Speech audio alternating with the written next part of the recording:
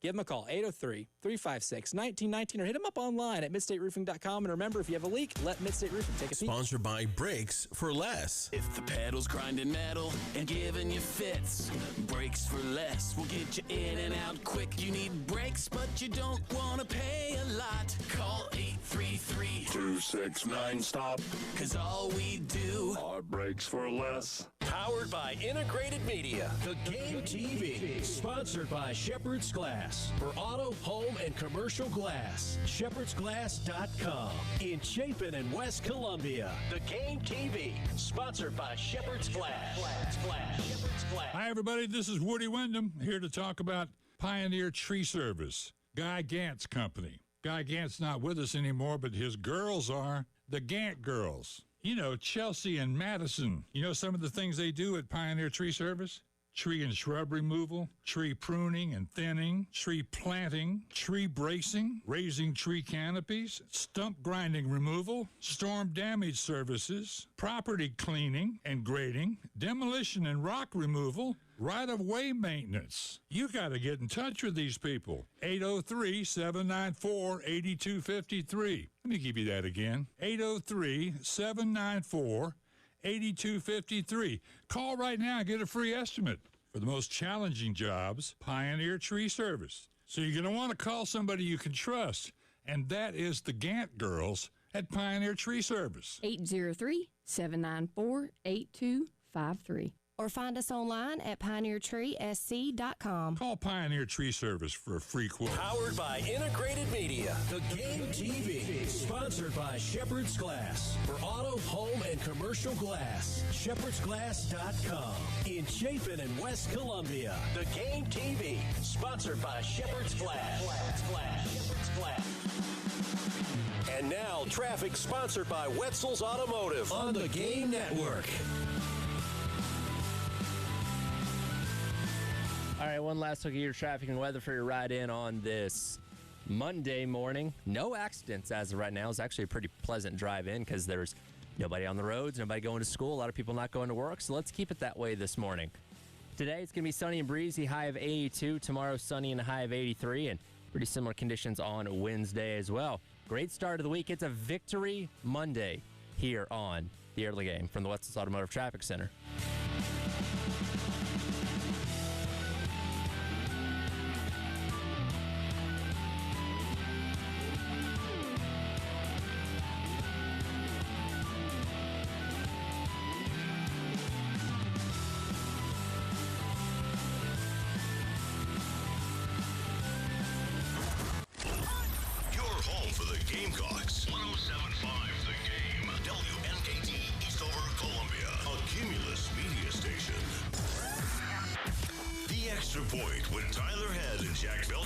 And the kick is good. Call or text 803-404-6100 on the Game Network. Reaction Monday on the Game. Sponsored by Carolina Honda Powerhouse on the Game Network.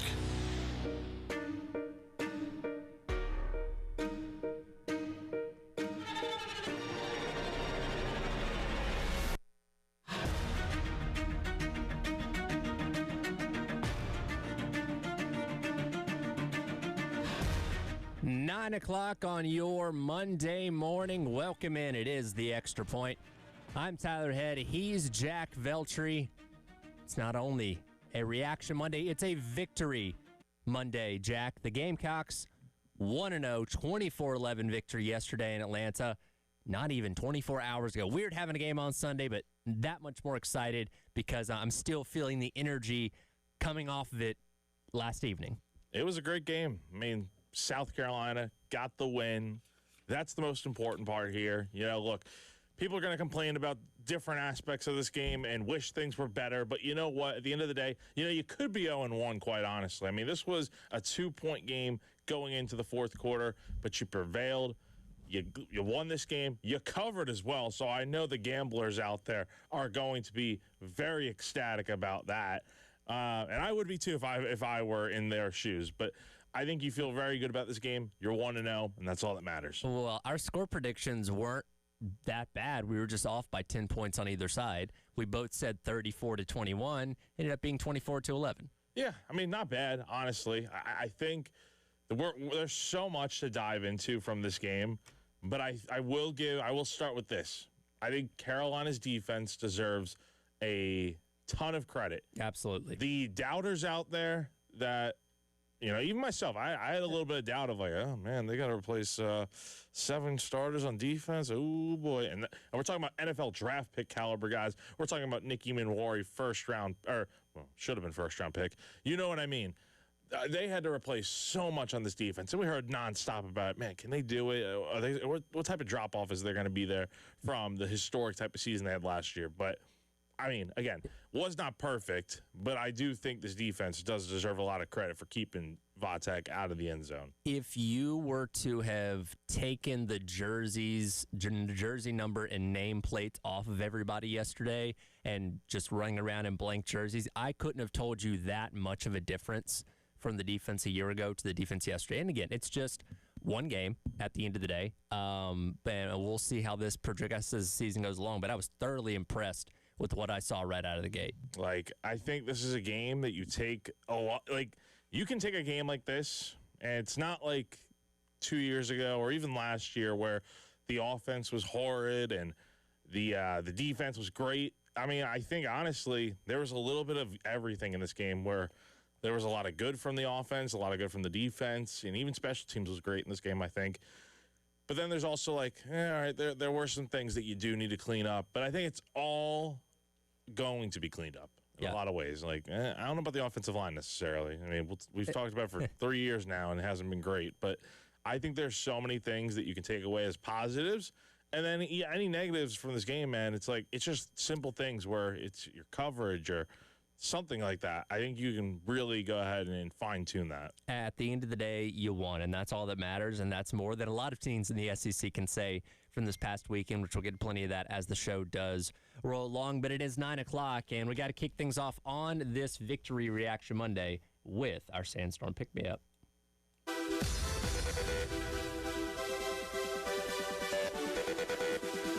Time to get hyped. Here's your 9 a.m. Sandstorm, sponsored by George Sink Injury Lawyers. Just call all nines. It is time for your 9 a.m. Sandstorm Pick-Me-Up, brought to you by South Carolina's largest injury law firm, George Sink Injury Lawyers. If you've been hurt in the car or at work, call George Sink now at 803-ALL-9. Sounded like Sandstorm was pumping pretty good in Mercedes-Benz Stadium yesterday. It looked like Carolina won the crowd advantage. Maybe like, 60-40, 70-30? What would you say? Being there, again, Virginia Tech was pretty loud as well. It was giving me chills hearing Enter Sandman before the game. That was pretty sick. I would say Carolina they definitely won in terms of the amount of fans. I would say probably probably like 60-40, 55-45, about that. I mean, there are a lot of Gamecock fans there. Anytime anything went well for South Carolina, you heard a loud roar. I mean, it was kind of intense. Yeah, it definitely sounded that way. And through the notable moments that we'll get to here, starting in just a second, you could hear the significant difference when something happened good for South Carolina compared to the few moments when something good happened for Virginia Tech. Yeah, I mean, there were moments in this game where it kind of looked like South Carolina was going through the same things that have happened the last few years. The slow starts in season openers have been notorious for Beamer. You go back to 3 years ago, Carolina needed a few big special teams plays to win that game against Georgia State. 2023, obviously, we know what happened with the 9 sacks and losing to UNC in Charlotte. Last year, the infamous Old Dominion game that, I mean, for a time, Carolina looked like they were going to lose in the fourth quarter. And then yesterday, it's like, Carolina never trailed in this game, but it did feel like, Virginia Tech, as long as they got as long as they were able to start running the football, which they tried to really do that pound and ground in the second half, maybe they could have found ways to get into the end zone. But Carolina's defense never broke. That is the main thing from this game. They never broke. And that's where, watching the game, you never were worried necessarily because of how well the defense was playing, but it's kind of one of those things like, oh man, if you have one missed assignment, if you have one blown coverage, suddenly Virginia Tech takes the lead. And again, the offense was not playing well enough and through the second and third quarters mainly to really generate enough to get you down there and to score once again. But that is when that third phase of the game comes in and saves the day. And at the beginning of the fourth quarter, this happened. Nick Velcidas back to kick from his own 8-yard line. Snap it back. Gamecock set up the return. There you go, yeah. Good pick. Good punt. Kick. Swain backs up to the 21-yard line. It's got some room. Comes up the middle. Now comes up to 35, 40. Down the near sideline. Breaks another tackle. Cuts back at the 40. 30. Got one blocker ahead of him. Cuts back again. Hit the 10. Stays on it. Touchdown! Got it! Touchdown, Carolina. Wow! Big touchdown. Bakari Swain. Oh, my goodness. What a return. And no flags. We've been looking for the play in the special teams for a couple of years, and the Gamecocks just busted this one open in the fourth quarter with a Bakari Swain return of 80 yards. It's really poetic, isn't it? In the Beamer Bowl, after seeing his parents get honored before the game, Beamer Bowl ends up being kind of a spark at the beginning of the fourth quarter for South Carolina that it didn't like put the game out of reach at that point in time because there was still plenty of time for Virginia Tech. It took South Carolina scoring another touchdown for you to really feel like the game was in their hands, but it was really kind of that little spark of momentum that they needed because, again, the second and third quarters have been pretty stagnant from an offensive standpoint. No, absolutely. Like, again, there were so many times the offense looked like they had something going. Like, they had some decently good drives throughout the game. But again, you just didn't. It was either you got a field goal or you didn't get any points. That was the problem. And it would typically be, as we'll get into, something happened to always derail the drive. So whether it was an incompletion, a sack, or something along those lines where Carolina would just get into plus territory and then they'd stop. But this was the play you needed yesterday. I think it allowed South Carolina to relax a little bit. Because at that point, it made it a 9-point game, so you're up by 2 scores.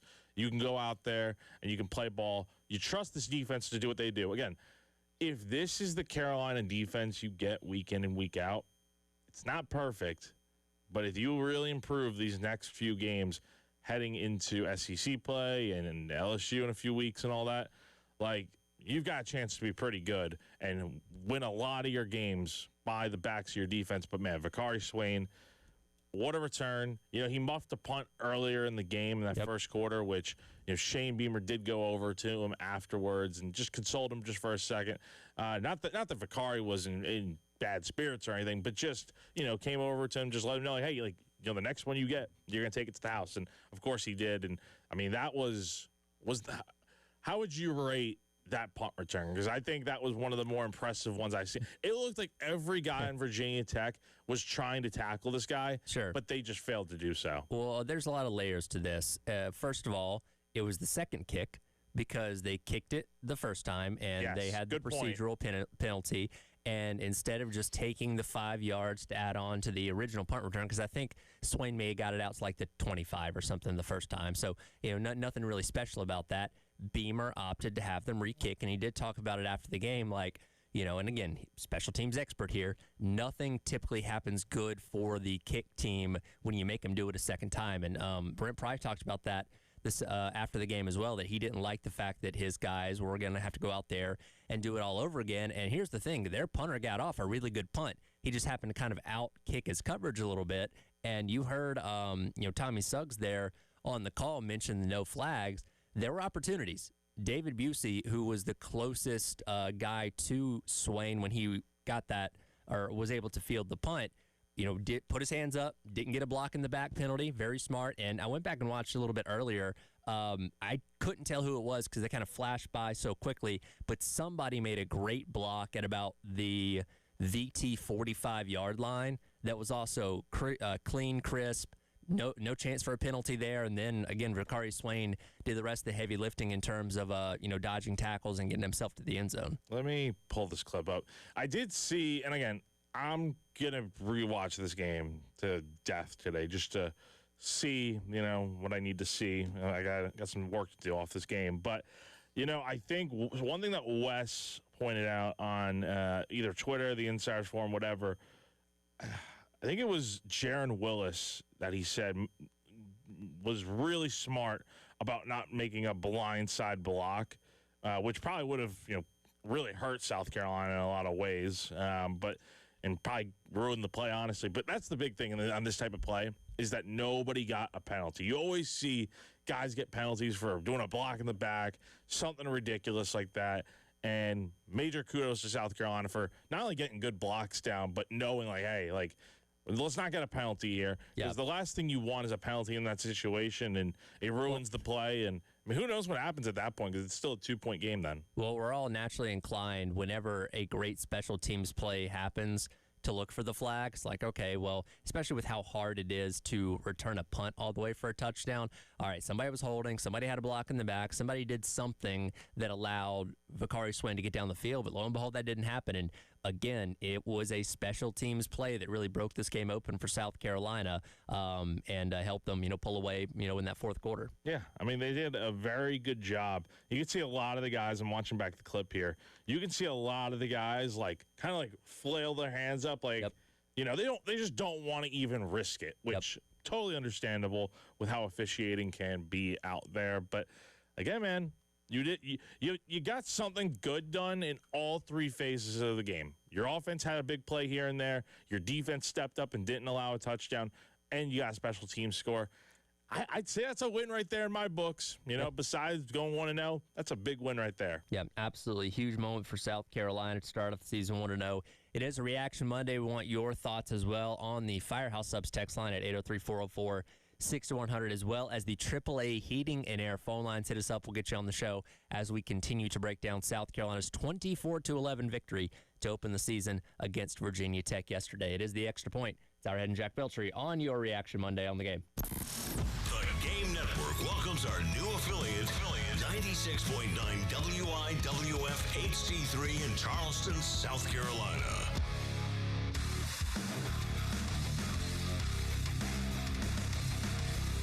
Everybody loves streaming till you have to pay for it. Just download the 107.5 The Game app and stream us for free. Broadcasting live.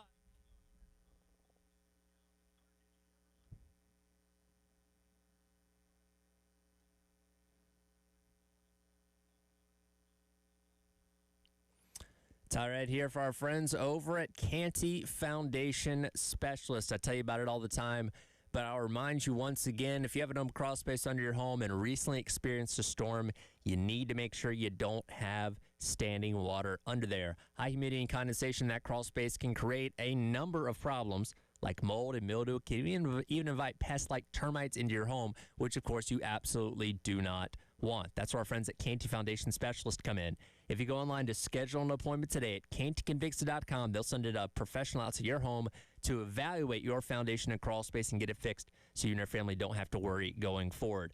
You obviously don't want to be breathing in nasty, moldy, mildewy air in your home because about half the air that is in your home does come from your crawl space. Again, go online to schedule an appointment today at cantyconvicts.com for our friends over at Canty Foundation Specialist.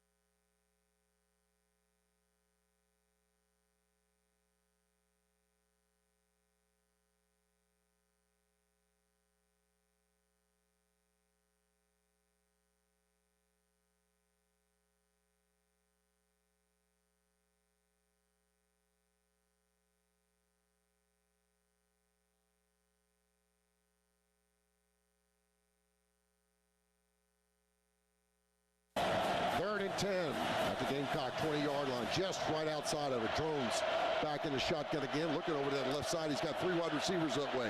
Stumbles with the football. Here comes Stewart. He can't get him. Drones rolling right side, throwing to the end zone, picked off. The Gamecocks come out of the end zone. That's the only mistake they made. That's only one. You're right. Yeah. Only mistake that they made.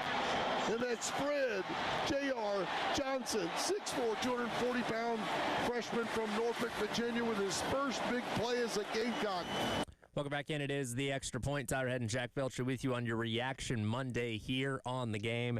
That was the call yesterday in the first quarter. Fred, JR, whatever we want to call him, Johnson, with the interception in the end zone late in the first quarter there.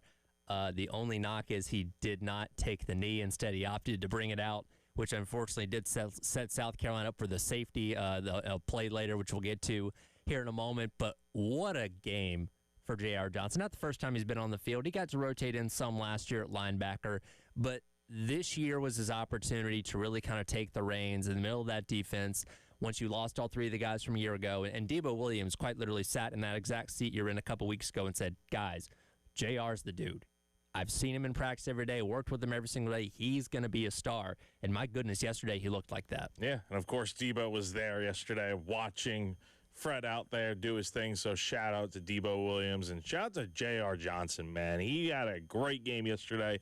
Again, he experienced the highest of highs, and it all came crashing down about a minute later when they get the safety.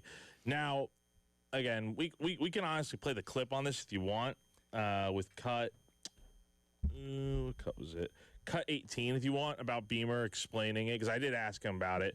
I think that probably would be good for context of all this. Yeah, here's Beamer talking about J.R. Johnson's game as well as him opting to not take the knee in the end zone for a touchback. Yeah, poor coaching that he didn't go down. He was awesome, first of all. Fred's a big-time player, and being from Virginia, right there in Norfolk at Murray High School, you knew he was amped up, and that's what some of the players said when he was flying sideline to sideline. One of the guys on the sideline was like, man, he's on a freaking mission today, and that's the way that he played. So happy for him. It was really cool, and what a play. That was a big stop, obviously, down there in the red zone to keep them from getting points there. But, it's something that we, talk about, not bringing that thing out and going down. I think he just, kind of got caught up in the moment, and hindsight being 20/20, go down as well. But, it's hard to fault him in some of those situations when he was a heck of an offensive player in high school, so I guess he just envisioned running that thing back 102 yards for a touchdown too, so who knows.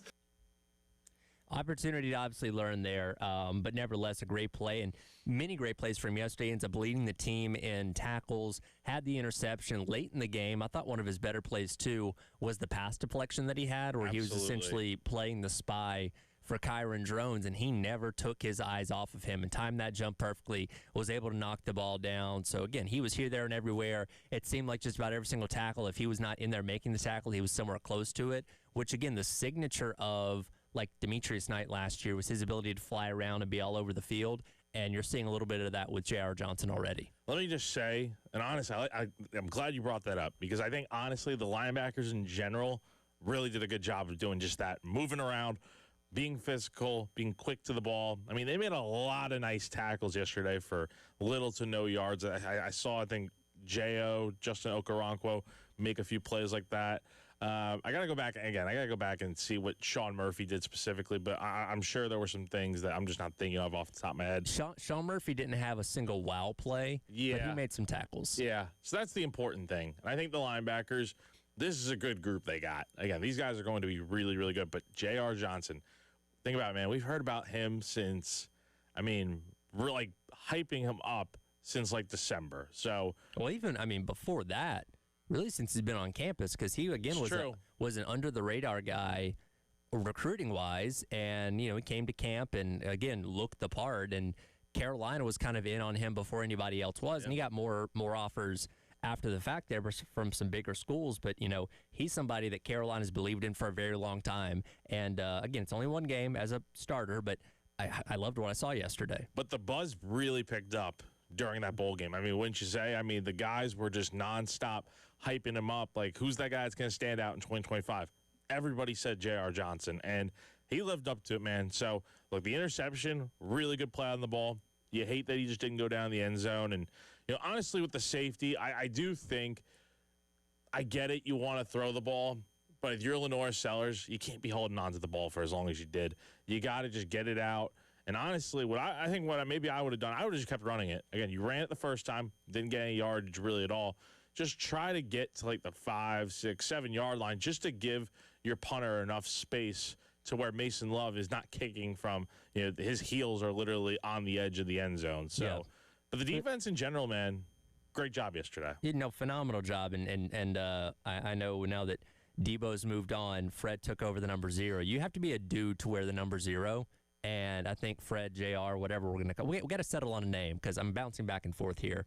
But, I mean, he looked every bit of the part of that yesterday. And on that interception, because Carolina showed blitz on that, and then I think it was him and either Murphy or Okoronkwo, I forget which the other one was, dropped into coverage. And he basically just got in front of the slot receiver that was going across the front of the end zone there, and it's almost like Jones didn't even see him, and he was in perfect position to make that pick. Yeah, I mean, really good play there by let's just call him Fred Jr. Fred R. J Red, I don't know, something like that. J Fred. Well, he said he doesn't care, and it's like, well, tell us one way or the other because we're going to keep going back and forth. Freddie, I don't know, but yeah, again. He led the way with tackles yesterday, and I think everyone else kind of did their part around him. There are a lot of thoughts, I think, on the secondary. They got beat a lot. Well, not beat. They just lost a lot of one-on-ones yesterday. Those Virginia Tech receivers were making some phenomenal catches. There was really good coverage that they just happened to be able to get around. So I guess you can't really fault them necessarily, but that does worry me a little bit when I see the stat sheet, and there were 5 plays of 25 yards or more through the air for Tech. I mean, again, Tech is not as bad as I think people imagine coming into the year.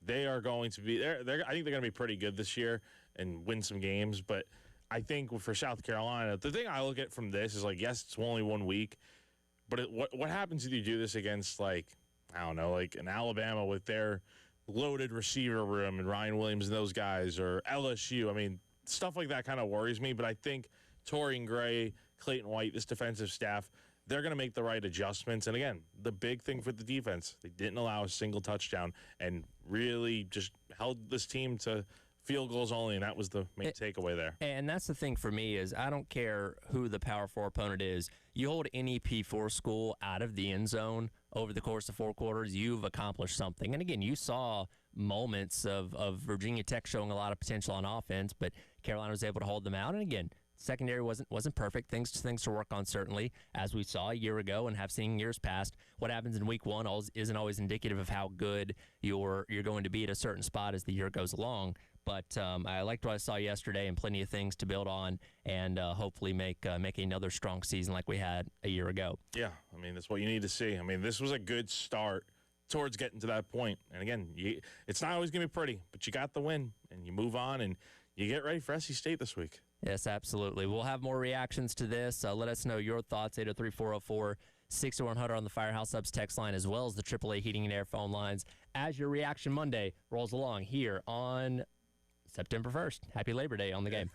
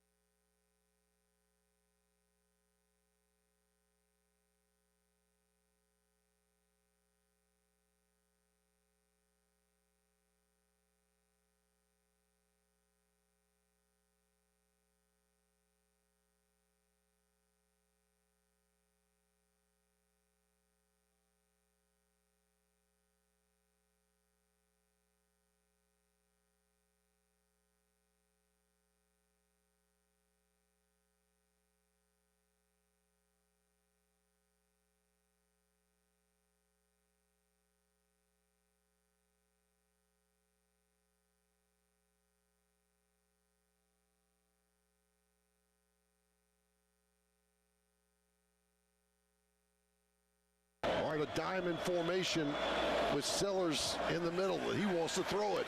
He's got a post route, and here comes Nick Harbor, caught at the 10.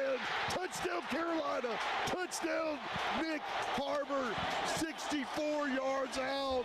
They blew the starter gun, and he went for the Olympic record on that one. Nobody getting him. Boom!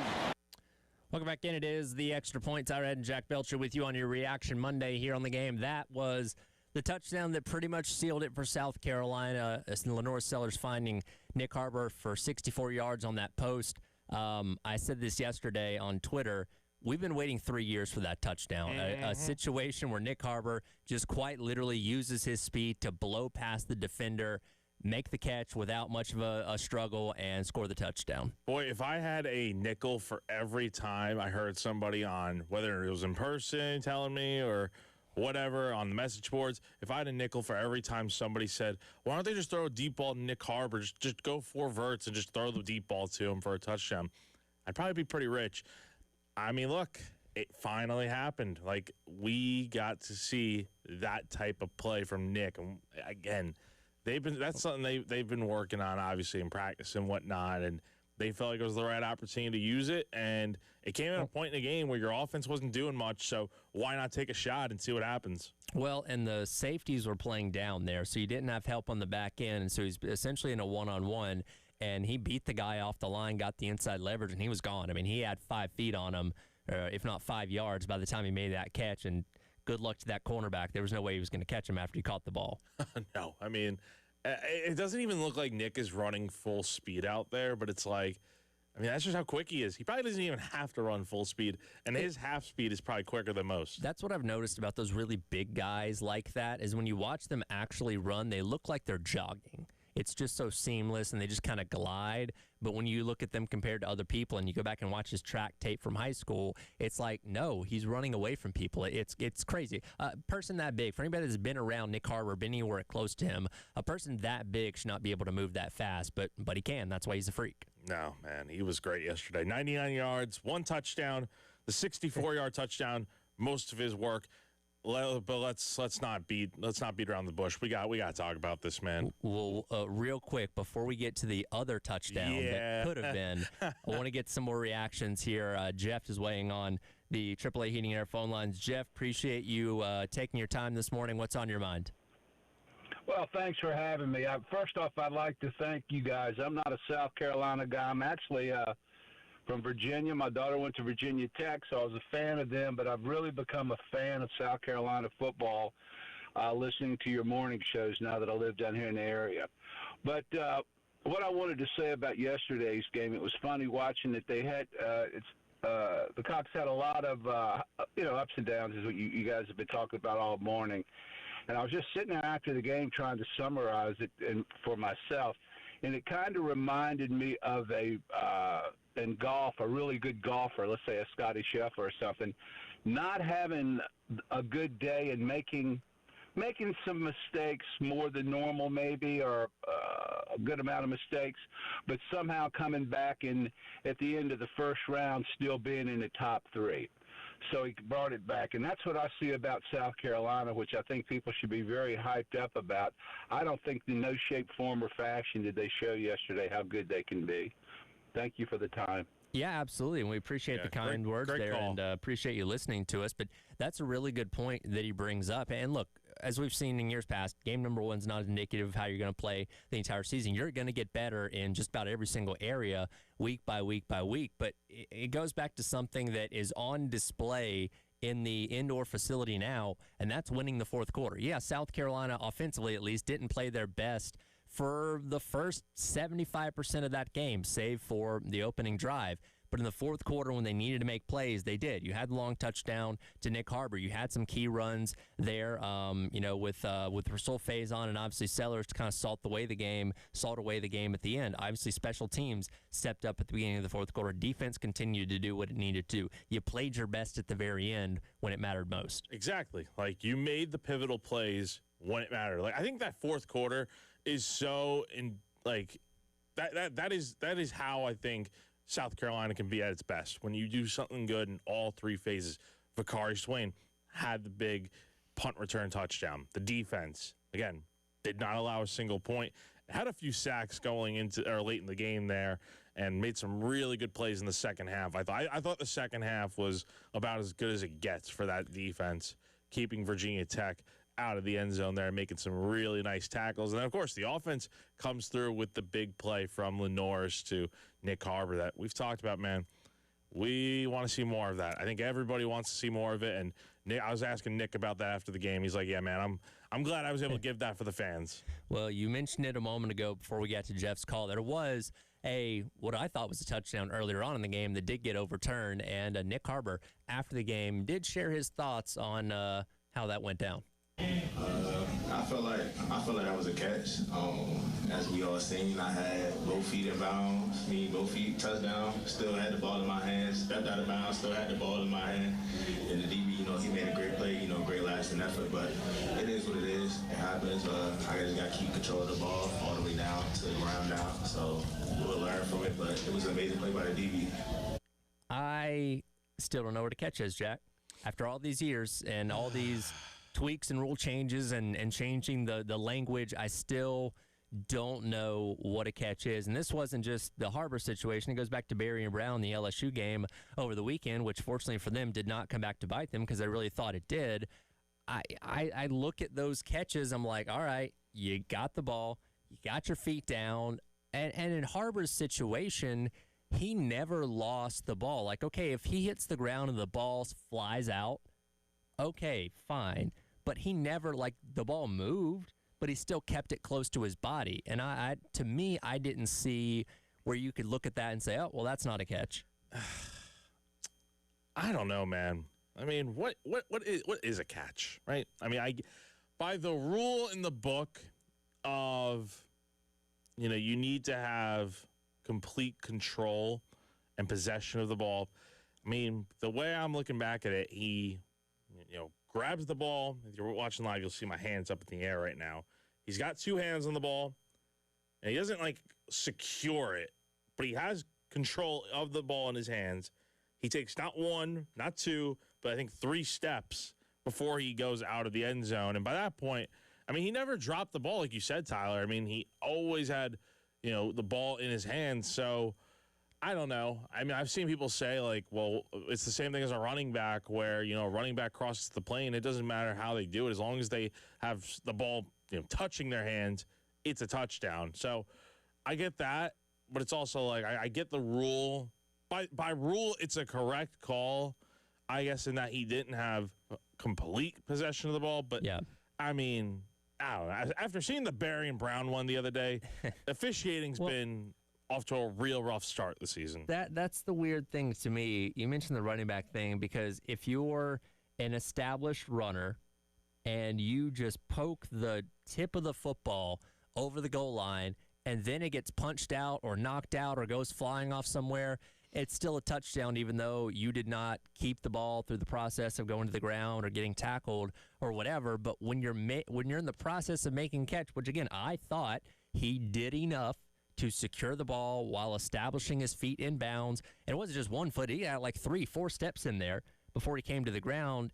And even when he hit the ground, the ball moved, but he never lost it. He kept. I didn't even see where it particularly hit the ground when he was going to the ground. You know what I mean? So it's just I don't know why we keep having this problem. No, I mean, I think we gotta, at some point, just reassess the whole catch situation and what this is, because if it's happening twice this weekend in big games, yeah, dude, can you imagine how many times this might happen throughout the season where guys just get screwed over? And in the case of both teams, I mean, LSU got robbed of a touchdown, missed a field goal, and they still won, but still, it's could have won by 2 scores. And South Carolina, they ended up having to kick a field goal, and they made it, but it's this could be a much different type of game in that point in the game if South Carolina is able to score.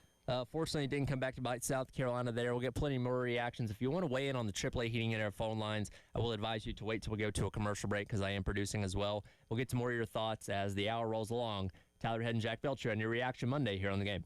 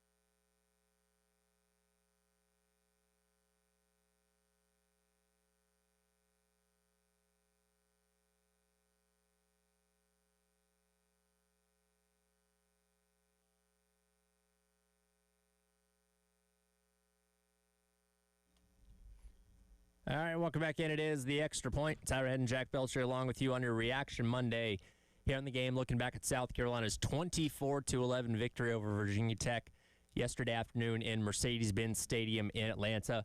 We were singing a lot of praises of Nick Harbor there in that last segment. Nameless Texter also wanted to point out he also had that great tackle on the punt as well. So he was doing everything yesterday, not just standing out offensively. And even Shane Beamer mentioned that yesterday, how good that play was on the punt return. And you're kind of like looking at that, and like, I think on the broadcast I briefly heard them saying like Judge Collier, or maybe it was like the PA guy, and it's like, no, that was Nick Harbor. And we forget Nick played defensive end in high school, and he's really quick, and he is the perfect guy to have running down there to try and make tackles. How would you like that guy running at you at full speed to tackle you? I'd run out of bounds.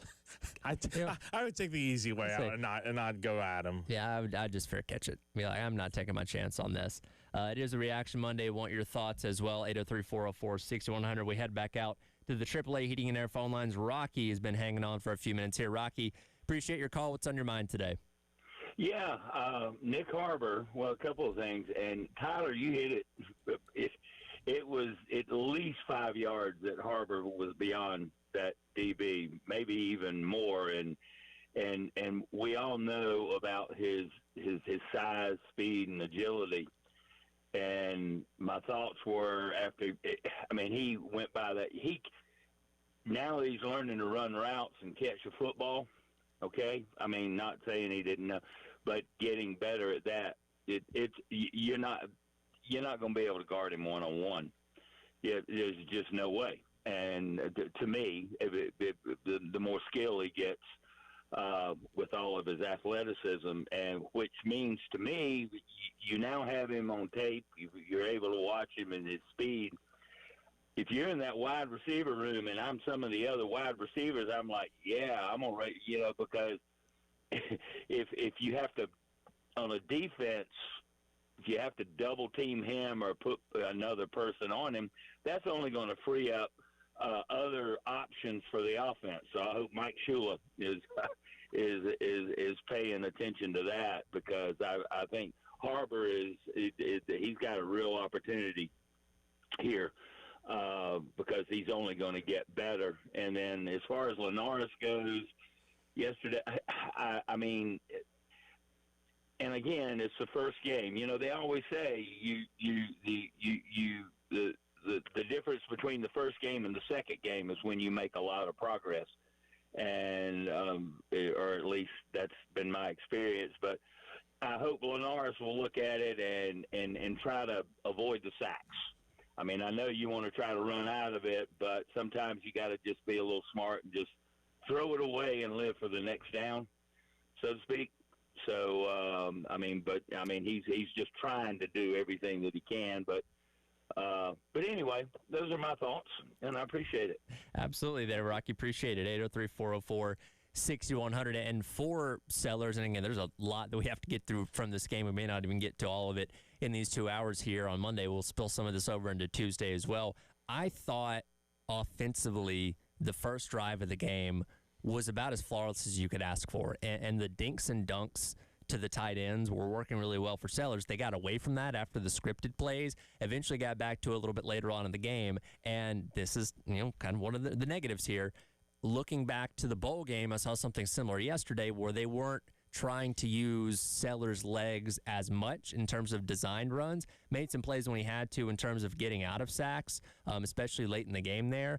But it does seem that Shula is really trying to keep him in that pocket as long as possible. Which I think, Rocky was right. And good call, by the way, Rocky. Appreciate you calling. And I do think that there needs to be a little bit more of him stepping up in the pocket and just making some throws. So what if, you don't make the best throw on the play?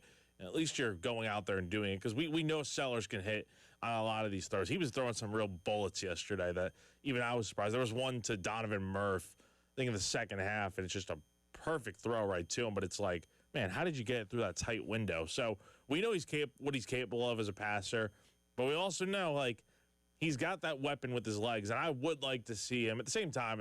As much as I want to see him throw the ball a little bit more and be, more in the pocket and whatnot, you can't help but want him to run. I mean, that is one of his best tools, and when he's able to break out of tackles and just make things happen, it's a fun spectacle to watch. And again, he pretty much salted the game away there at the very end with some of those tightrope runs that I still don't know how you do that. Like, that is a level of athleticism I can't even fathom, but those were some of the key plays at the end of the game that helped South Carolina put it on ice. Yeah, I mean, it was a great play there by him, and again, that's what he does. It's what he does. And going back to that first drive of the game real quick, I mean, it was flawless. Like, I think it was perfect. Scripted or not, whatever you want to say.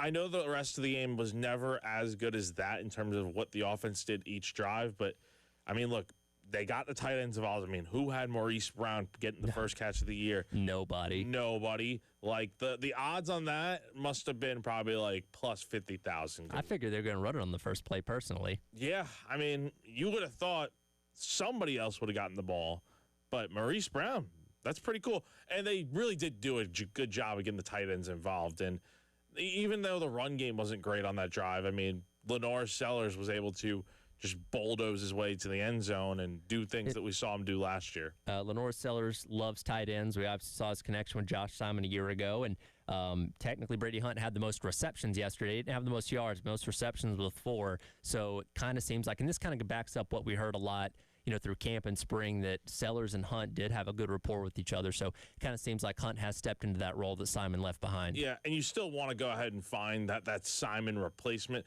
Maybe that's Nick Harbor with the production you're looking for, but in terms of what the tight ends can do, I think I'm liking what that group is doing so far. We're just scratching the surface. A lot more to get to from this game, as well as the rest of the weekend of week 1 of college football, because a lot of very interesting things happen. That's all coming up in hour number 2. It is the Extra Point on your Reaction Mondays. Let us know your thoughts. 803-404-6100 Firehouse Subs text line, as well as the AAA Heating and Air phone lines here in the game.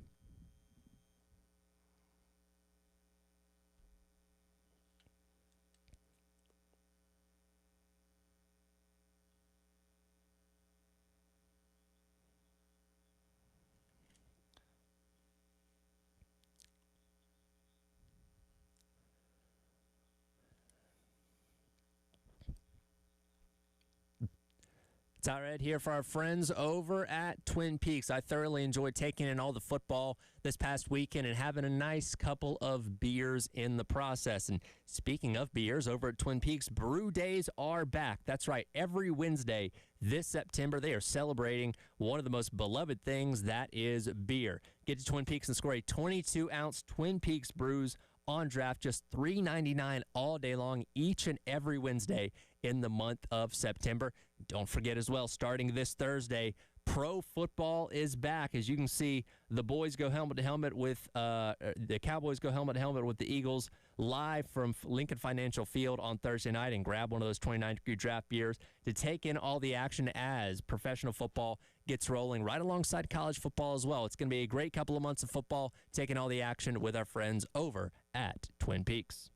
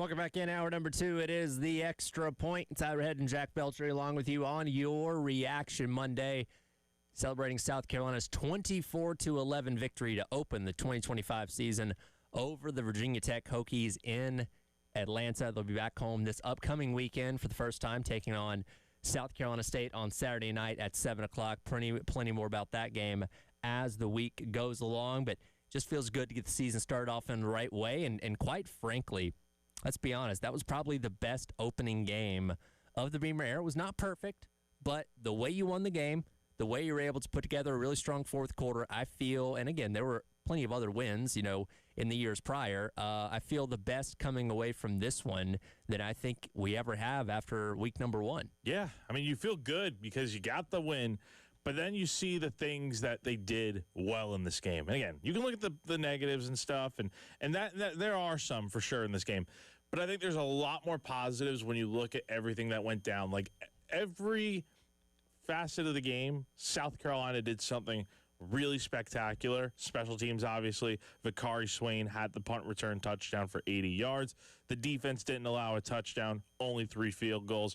And then the offense, the first drive was poetic. And then you had the Nick Harbor touchdown. Should have been 2. I want to get into something that Coach Beamer had to say after the game, talking about being able to face adversity in game number 1 and being able to overcome it and how that can help you as the season goes along. Yeah, so good. And I just told him that in the locker room. I mean, it's a heck of a win. It really is. To have some guys that were down with some injuries, to be in an environment like this against a team that returned a lot off last year's team, meaning Virginia Tech, that had this game circled on their calendar. Like, I've been in their shoes. It was basically us the entire offseason of 2024, where everybody's telling them how much they stink and they're not going to be very good. They watched College Game Day yesterday. They saw everybody on the game day set pick South Carolina to win big, and we knew it was going to be a battle. Or I did. I hope everybody else on our team did, but knew it was going to be a battle. And we talked about it, meeting with kind of our leadership group earlier in the week.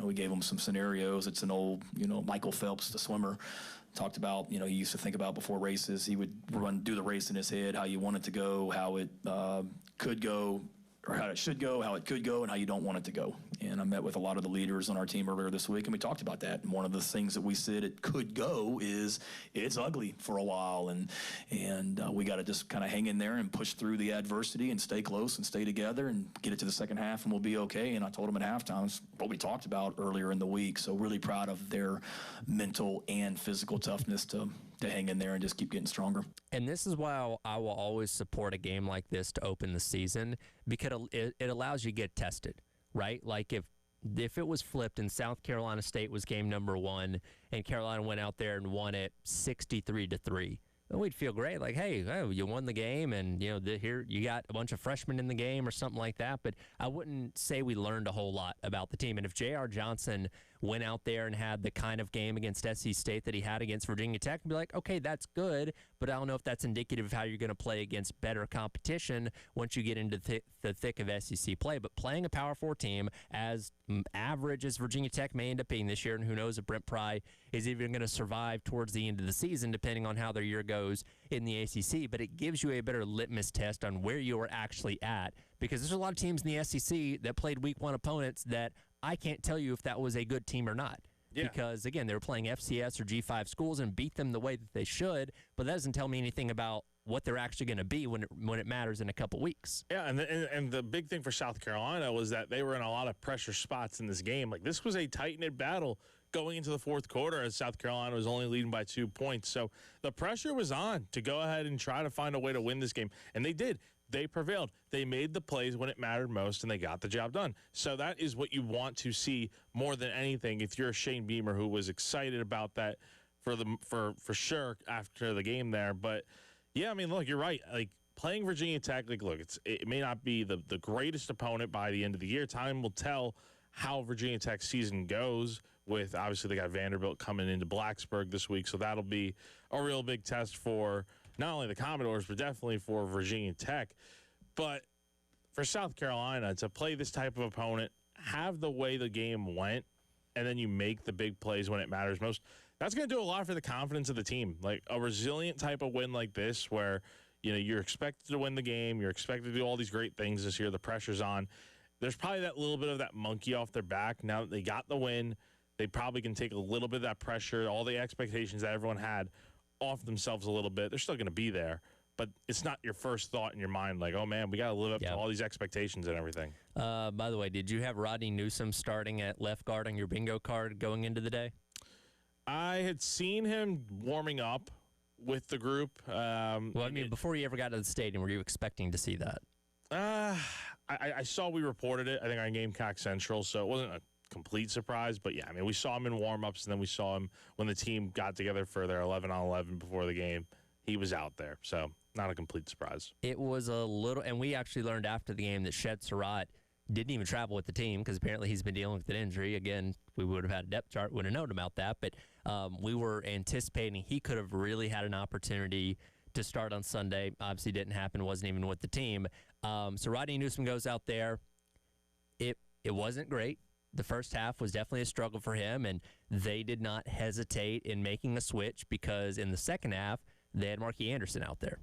Yeah, that was something that we noticed later in the game that, he was out there, and it seemed like things went well for Marquis and the offensive line, and Shane was obviously very pleased with the way he performed when he came in for Rodney. And look, you have to make a switch. Like if the protection's not good, which it really wasn't from Newsom, as him and Josiah Thompson just got ragdolled around half the time on the offensive line. That one play where they're double teaming the edge and the edge just blows right through them to get a sack on Sellers. Stuff like that it's just kind of crazy to think about that kind of play happened in that game with a double team with those two guys. But it was good to get Marquis in there. He's a guy that's been through a lot in his career, obviously. Has not played much at all through his first two seasons at Carolina, but this year for him, it's an opportunity now for him to go out there and potentially start this week. Yeah, I'm looking at that play again because even Cole Kubelik highlighted it on Twitter during the game yesterday, and there's no excuse for that. Josiah Thompson barely gets a hand on the guy, and he breaks right in the middle between him and Newsom. That should not happen. And again, do you have a great quarterback in Sellers that's shown the ability to escape from would-be sacks a lot, but you got to give him more of a chance in that. And again, it's a Victory Monday, so we're not trying to harp on too many negatives here, but I don't want this to be a consistent theme once again. I've been covering this program on this radio station for 3 years, and we've not gone in a single week, it feels like, without talking about the struggles of the offensive line. And you and I talked about it going into the season. Our goals for them weren't extremely high and lofty. It's like, hey, if you can cut down 10 or 12 sacks from a year ago, that's a step in the right direction. Unfortunately, you're off on the wrong foot to start. Yeah, look, you want it to be better. We've heard, this is a recurring theme from last year to this year. We've heard so much about how the offensive line's gotten better. They've gotten closer together. They're tight-knit, all these things. That's great. But then on the field, it's like it's a completely different look out there. And I get it. It's not easy blocking. But the thing that worries me, Tyler, and I don't know if you feel the same way, so I'll ask you, I guess, rhetorically here if you do. Mm-hmm.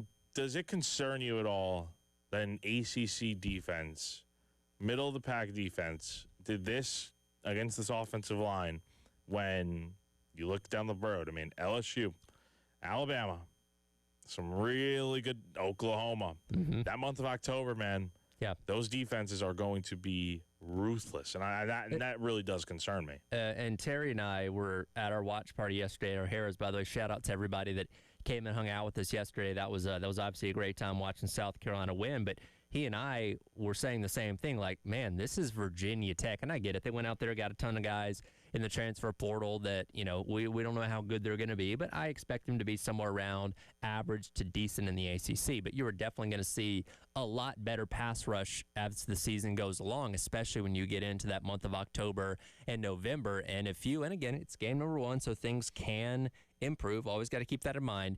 If you can't make significant strides forward, you're going to be in trouble. And again, you were able to work with what you had last year and get away with it. But because here's the thing, you have what legitimately might be the most talented quarterback this school has ever seen. certainly with the highest pro potential up to this point when it comes to, being projected as a first-round draft pick right now and all this kind of stuff.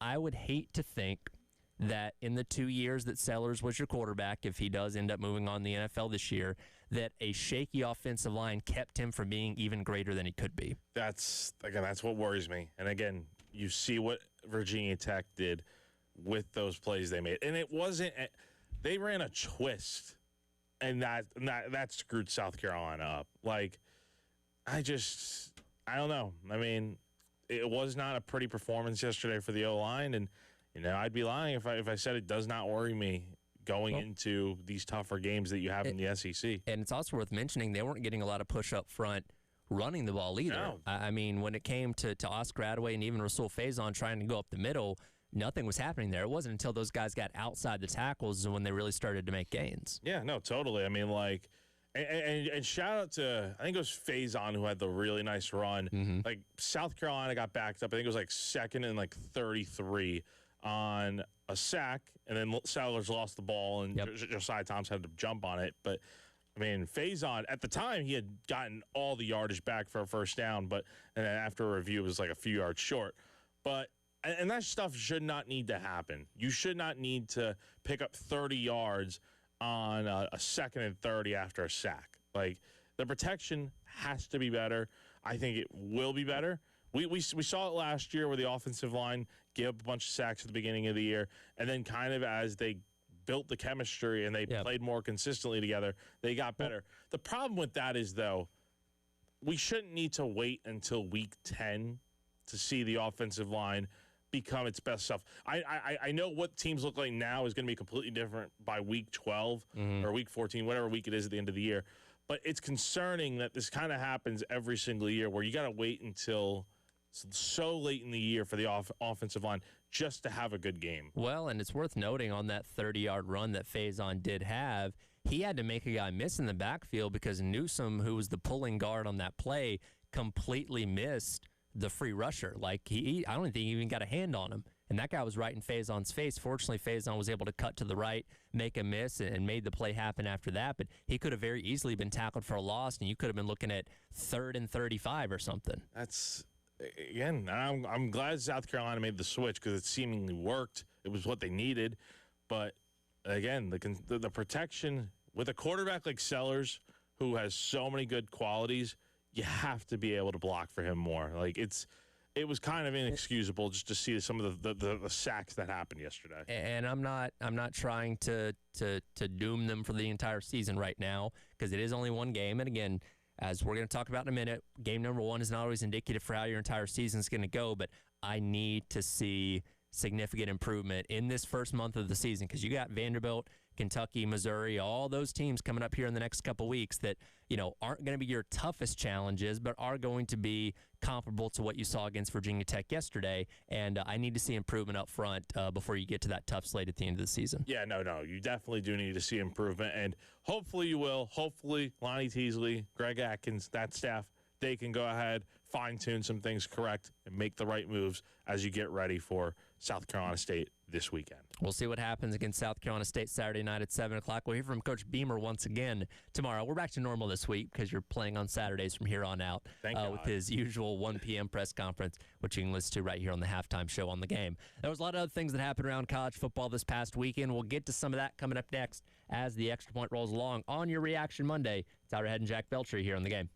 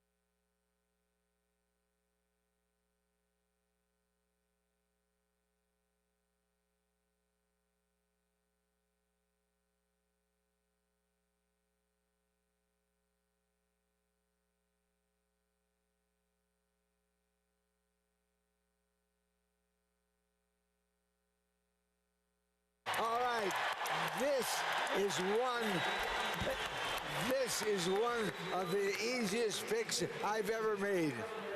Texas is loaded. Texas is number one. They have a Manning at quarterback. Poor Ohio State. They ain't got a chance. Give me my first love. There it is. Here it comes.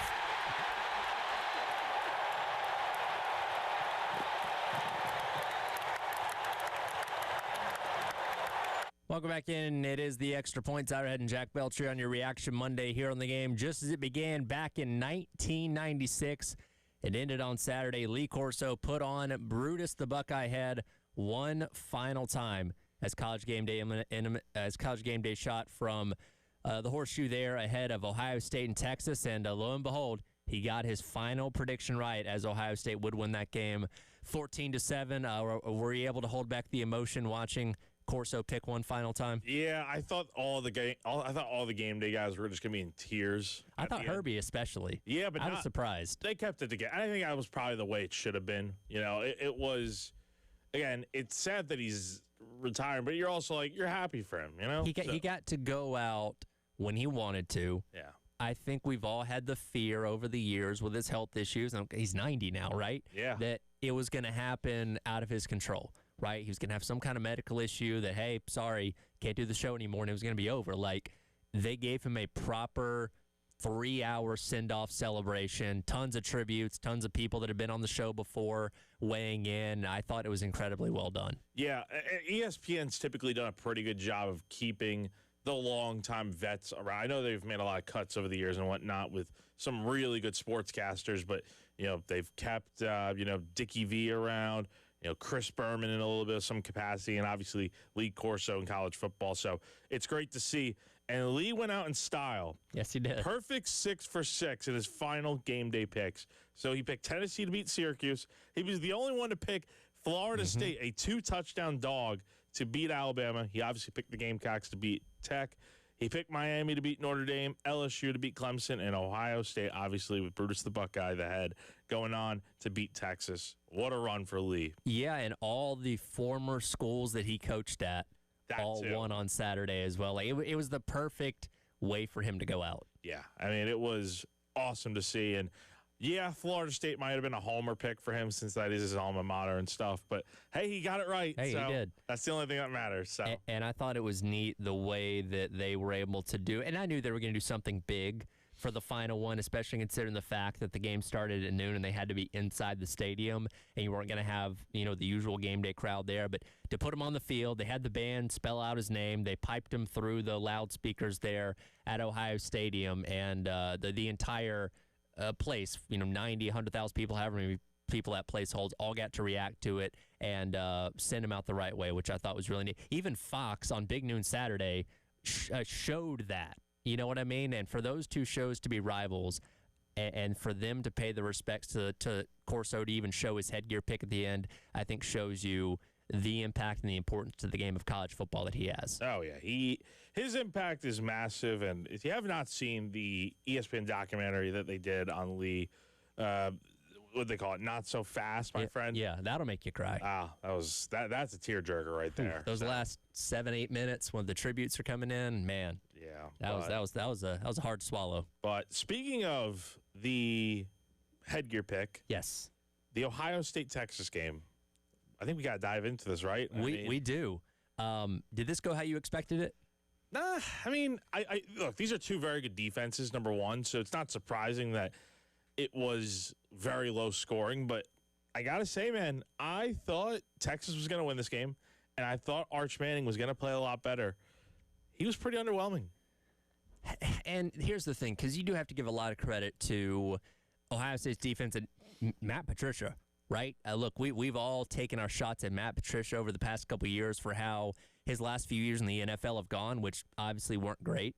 But, man, he dialed up a flawless defensive game plan for Arch Manning and forced Arch Manning to try and beat them, which he was not able to do. And, again, it's a great defense with a lot of talent on it, so that's not indicative that, Arch Manning's not going to have a great season, but he made a lot of mistakes. He looked like he was a little bit overwhelmed at times, a little bit shaky. Did have the one touchdown drive that looked good and was in a position late to potentially lead them on a game-tying drive that could have made things interesting, but wasn't able to do it. Obviously threw the interception and the game was over. But yeah, not a great first game out of the gate as a full-time starter for Arch Manning. Yeah, definitely not. And I mean, I got that one. Correction, it was the turnover on downs at the end of the game. The interception was earlier. Yeah, the one touchdown drive he had was solid. Like I thought that was a good throw that he made, and I thought that's where things are going to pick up. Like it's only a one-score game now. Like Texas is going to get themselves back into it, but they just never could. And again, Texas had a chance to. That could have been the game-tying play if it hadn't been for. I think it was on that 4th and goal at like the 1. Yep. Arch tries to jump over the pile for the QB sneak on the touchdown. He tried to go for and just could not get it. So, I mean, look, it's the first starts in the books. We've seen the Heisman odds for him plummet. I think that's a little too soon for that, considering look at the opponent he's playing too. Sure. Like Ohio State's defense is nasty. So, I know they lost some guys, but we got Caleb Downs back, players along those lines. It's a good defense. They replenished. So it's a tough first start, but I think Arch is going to be fine. You have a few more non-conference games coming up. I think San Jose State this weekend. Mm-hmm. You should be pretty good here because then you go to Florida in October to really kick off SEC play. And I go back to last year with Lenore Sellers, and big difference between playing Ohio State and playing Old Dominion. I get that. But we were in here a year ago today on Reaction Monday talking about Lenore Sellers saying, whew, man, not a great start for him. And people were texting and calling in saying, I don't know if this guy's the answer for South Carolina. And obviously we know what happened as the rest of the season went along. Now, yes, Arch Manning does have more experience. He did actually start a couple games, so you can make the argument that, yes, he should have maybe been a little bit farther ahead of where Sellers was making his actual first true start against Old Dominion a year ago. But I'm not ready to, sell him down the river and say, oh, he's cooked, he's done, or anything like that. I think he's got the talent around him where they can still be really successful, and then Texas can still win a lot of games, and he can get that much better. But it wasn't for somebody that had as much eyeballs on him and as much pressure on him, it was the game he didn't need to have, right? Because now everybody goes from praising you to scrutinizing you and saying you're cooked and you're washed and all this kind of stuff. And I don't know how much Arch Manning pays attention to all that kind of stuff, but that's a lot to deal with. Yeah, no, I mean, it definitely is, honestly. And I almost feel bad for him in a lot of ways because it's like he probably didn't ask for this. He probably didn't ask for all this pressure to be just mounted on his shoulders. But that's what comes with his name, and that's what people expect. He's going to be able to really silence doubters, later on in the year. Like, what he does over these next 3 weeks won't really determine how anyone feels about him. But once you get into SEC play, again, going to the Swamp, if Florida is still very good by that point and ranked, I mean, that's going to be a tough place to play. He goes out there and balls. That gets a lot of the monkey off your back. Here's my thing. Let's look on the other side of things. Jeremiah Smith, who I think is unquestioned the best overall player in all of college football and could darn near win the Heisman Trophy at the end of the season. He didn't look great in game number 1. He had some key drops early in that game as well. And again, that's like the best wide receiver we've seen in a while in college football. And I get it, it's two different positions, but I think that shows you can be a little bit shaky out of the gate, even if you are a great player. So I'm going to wait a few weeks to really give my hard take on where Arch Manning is and what he's going to be because, again, that was really good defense that kept him in check the entire game, forced him into making some poor decisions, forced him into making some bad throws, and we'll see if he learns from that. Yeah, and I love how we're talking all about Arch, but I haven't seen much attention put on Julian Sain of Ohio State. Yeah, he didn't have that great game. He didn't make as many mistakes, but his game wasn't all that much better. But again, that just goes to show how much the Manning name gets talked about.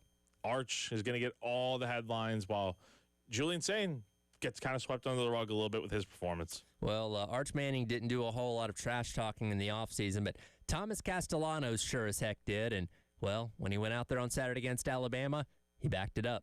We'll discuss that coming up next. It is The Extra Point. Tyler Head and Jack Beltry along with you on your Reaction Monday here on The Game.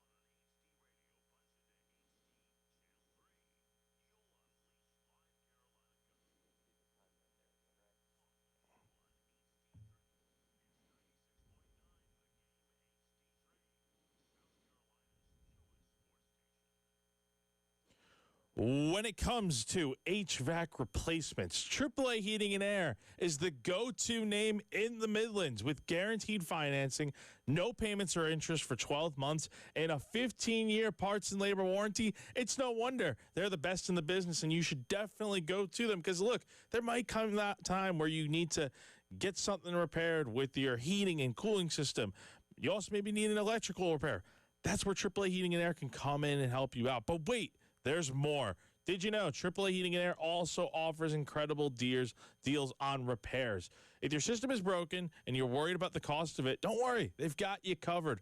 AAA offers up to 12-month payment plans with no credit check for all repairs. Yep, homeowners just need a valid bank account and you're all set. So don't sweat it. Call AAA Heating and Air today to take advantage of these amazing deals. Your comfort is just a call away.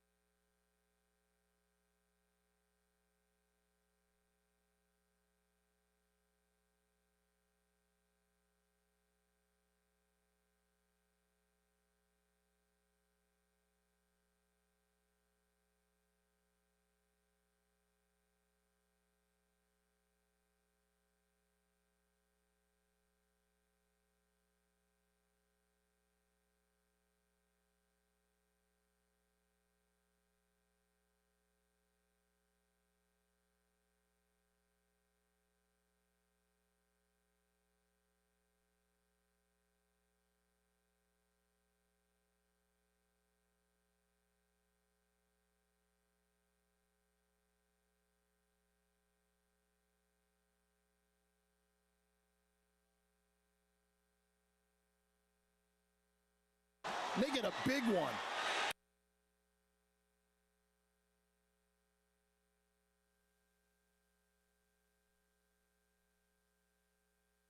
And they get a big one.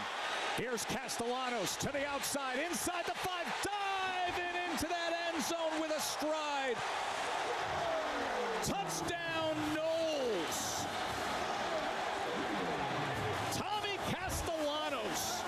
Welcome back in. It is the Extra Point. Tyler Head and Jack Belcher on your Reaction Monday here on The Game. That was the call. Joe Tessitore Saturday afternoon and Tallahassee as Thomas Castellanos runs it in for a score.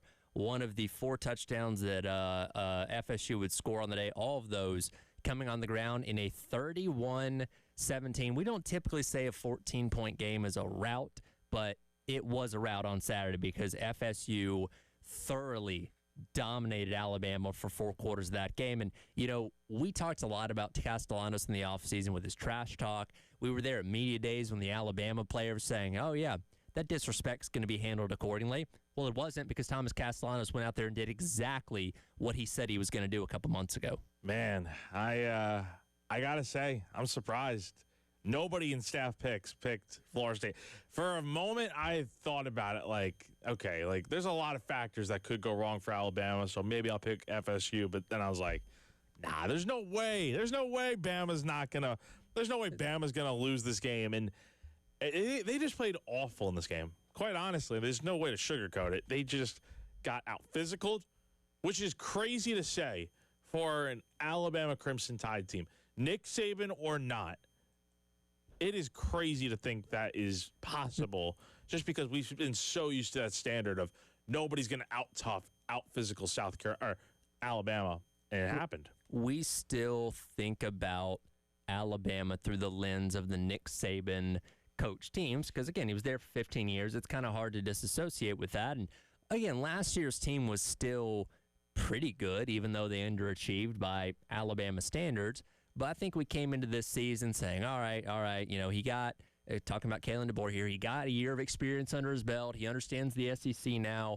They're definitely going to be better because, and there are people that were picking them to be national champions, if nothing else, at least going to Atlanta to play in the SEC championship. And, again, they got thoroughly bullied for 4 quarters, and you can find the clips making the round on Twitter, linebackers just getting blown up. They got dominated at the point of attack on the line of scrimmage the entire game. They gave up 230 yards on the ground. Again, Florida State ran all over them, and tip of the hat to Gus Malzahn because for whatever reason, he knows how to take down an Alabama team better than anyone. That's his 5th win as either a head coach or an offensive coordinator taking on Alabama. And all he did was confuse the heck out of them with his, pre-snap movement, moving things laterally, side to side, and, bringing receivers in and stuff like that. Like, he just completely had him cross-eyed that entire game and just dog-walked him for 4 quarters. And on the flip side, Alabama's offense really struggled in this game. First game with Ryan Grubbs now as the OC who worked with Kalen DeBoer during his days at Washington. But I thought Ty Simpson just did not look. He looked rattled. He did look rattled. He looked like a guy that, again, this is his first start for the Tide. So there's a lot of expectations and stuff for him to do well. And we've seen quarterbacks like him take advantage of these opportunities in the past. We look back 10 years ago, Jake Coker winning a national championship at Bama after sitting a year. We've seen guys like Mac Jones wait their turn to go out there and do their thing and win a national championship. So why not think the same thing here with a guy like Ty Simpson, who's had to wait his turn for years on end at this point? But he just did not look very comfortable. He missed on, I'm sorry. He missed on a lot of throws. I thought his connection with the receivers just wasn't there at all because receivers were dropping passes. Ryan Williams did not look very good at all in this game. 5 catches for 30 yards, and hopefully he's going to be okay. I saw he had that concussion.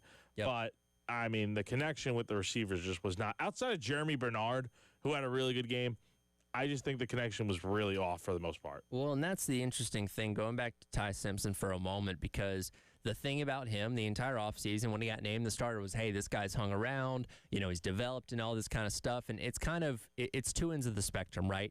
When you're a guy that's hung around and you never transferred but haven't gotten to start after several years, you're either somebody that is just really, really buying into the process and is going to go out there and be a star when you finally get your opportunity, or you're going to suck because you just quite frankly weren't that good to begin with. And again, it's week one. I'm not trying to write anybody off as of right now, but I'm leaning towards the latter with Ty Simpson because he just didn't look like somebody that has been around college football for the past 4 to 5 years, however long he's been on Alabama's roster, because that moment was way too big for him. And I get it. FSU went out there, retooled in the transfer portal. They're not the 2-10 team they were a year ago, but if he can't handle that and playing on the road in Tallahassee, then Alabama's in for a long year. And I think the concerns coming into the year about the unknowns of how this team's going to improve on the road, we saw this team struggle, just like they did last year on the road. Because again, they lost games at Oklahoma. They trying to think of where else they lost. They lost on the road to Vanderbilt. They lost on the road to Tennessee.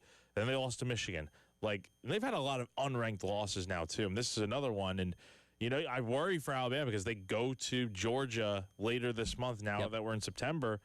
I think that's a loss right there, honestly. We didn't learn a ton about Georgia, I don't think, from the Marshall game, but, Georgia looked pretty good. I think that is concerning for Alabama, especially if that game's at night in Sanford. That's going to be tough. The most damning stat of the weekend that I saw was that in Nick Saban's 15 years at Alabama, he only had 4 losses to unranked teams, I believe. Caleb Warnow has 4 in just a smidge over a year.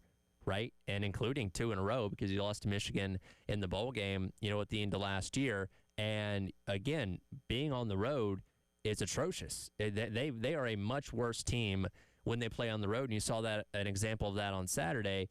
And here's the thing to me, because the physicality was what really popped off and surprised a lot of people because, again, we're just used to Alabama teams being the dominant force, not the other way around. You can't just flip a switch after one game, say, all right, guys, we're going to be more physical now. That goes back to your off-season conditioning, your strength program, what you're doing to make yourself better when the season gets here. You can't just decide in week 2, we're going to be more physical. No, it's got to be ingrained in your program in the months leading up to the season, and Alabama clearly missed the mark on that. They did. So they have a lot to fix. You talk about teams that, we talk about South Carolina, there were some bad things that happened in the game, but they got the win. So it's not as egregious. For Alabama, they got waxed in that game. They got beat down really bad by a team that struggled so badly last year. And I think last year is a bad way to look at how you view Florida State for this year because, let's be honest, they're a much improved team with a better quarterback. They've really done a good job of building their team better through the portal and whatnot. I think for Alabama, though, they got to go back to the drawing board. And this makes a lot of, I saw a story posted of what Kalen DeBoer's buyout is 20 minutes after that game. That's where things are at right now. And I think the seat is getting real hot for Kalen, whether it's right or wrong. Kalen DeBoer does not strike me as a guy that commands a team. You know what I mean? Look, I've never been in the locker room or anything like that, but he does not seem like the same kind of leader that Nick Saban was, to where he can get a wrangle on this really quick. Because, again, I'm not trying to write anybody off, but I am worried that Alabama could continue to slide, especially early in the season when you have games like Georgia coming up here in a couple weeks, where we could be talking about this team in ways we've not talked about them in 2 decades. No, totally. That is the scary part. And, of course, they play Louisiana Monroe this weekend. So we know what happened in 2007. If they lose to Louisiana Monroe, I think DeBoer just needs to resign on the field. Yeah. Because there's no coming back from that. It's too bad it's not a road game because he would be left on the tarmac if that were the case. Well, he can at least have to walk back to his office or something to gather his things before they fire him. So I don't think they're going to lose to Louisiana Monroe, but if they did, then it would truly be over. Yeah, I'm sure that's what they were saying in 2007. So hopefully that's not the case. But that was at least year 1. That was year 1. This is year 2. You're supposed to be better in year number 2. You are. And we're just not seeing it as of right now. We haven't gotten to the LSU Clemson game. We'll try and sneak that in a little bit here at the end of the hour. But man, what a crazy, fun first weekend of college football. We'll continue to react to it coming up next as Reaction Monday rolls along. Tyler and Jack Belcher on the Extra Point here on the game.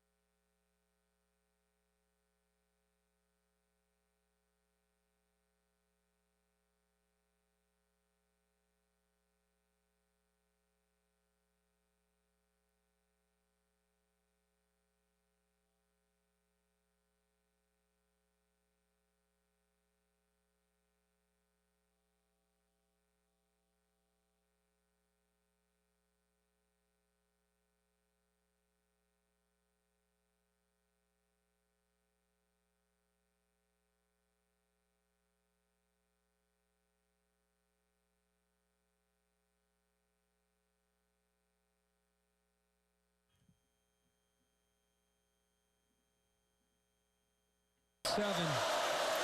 He's looking that way, lobs it to the end zone, jump ball, easy pitch and catch. Good call, Coach. I had a feeling he was going to make an impact in the fourth quarter. He waited a long time to make a play. He beat Terrell as an excellent corner that time. When you go with a quad formation to the field and you put your 6-7 tight end into the boundary, it's pretty obvious you're trying to find a matchup that you like. Welcome back in. It is the Extra Point. Tyler Ed and Jack Belcher wrapping up hour number 2 on your Reaction Monday here on the game. We'll move the oddities of college football to tomorrow because we just have so much to get to from week 1 here today. That was the call. Chris Fowler and Kirk Herbstreit. Saturday night in the upstate as Garrett Nussmeier finds Trey'Dez Green in the end zone early in the fourth quarter to put LSU ahead 17-10 as they pick up the win over the number 4 Clemson Tigers to start off the season. First game victory of the year for LSU since their national championship season in 2019. Obviously the first for Brian Kelly at the helm. And dare I say, Jack, LSU's defense might be back. First off, real quick before we get into the defense, Trey'Dez Green. You know, when I saw that play, did it not remind you of, I guess LSU has their own version of Nick Harbor. Does that? A little bit. Yeah, 6'7", 240. Just a freak of a guy that can go up there and get it, box the guy out. Yeah, I mean, that's what you want with your LSU. So I guess we'll have the Nick Harbor versus Trey'Dez Green game in a few weeks in Baton Rouge.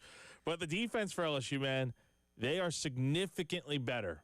And I mentioned earlier my concerns about this type of defense going up against Carolina. Yeah, I'd be worried. Blake Baker has done a really good job with this LSU defense. Obviously, they got a few guys back. Harold Perkins is back from injury, flying around. He made a really nice pressure on Cade Klubnik on the last play of the game to force a turnover on downs. You have Whit Weeks back as well. So many good players that they went ahead and brought in from the portal. I mean, this defense, man, I don't think Clemson's offense is all too impressive now that we've seen them in action. I think Cade Klubnik is quite overrated, to be honest, and I was high on him coming into the year, but like he's the same quarterback that he's always been. He's good, not great. He does not have that clutch gene in him to go out there and lead Clemson down the field. I think they had 4 possessions in the fourth quarter after LSU scored to go ahead and try and tie the game. We just never saw it happen. And Clemson couldn't run the ball to save their lives. They had 31 yards. They don't have a run game. They don't have a run game. They have a converted wide receiver in Adam Randall that's playing running back, but I didn't see anything spectacular out of him by any means. And again, I don't know.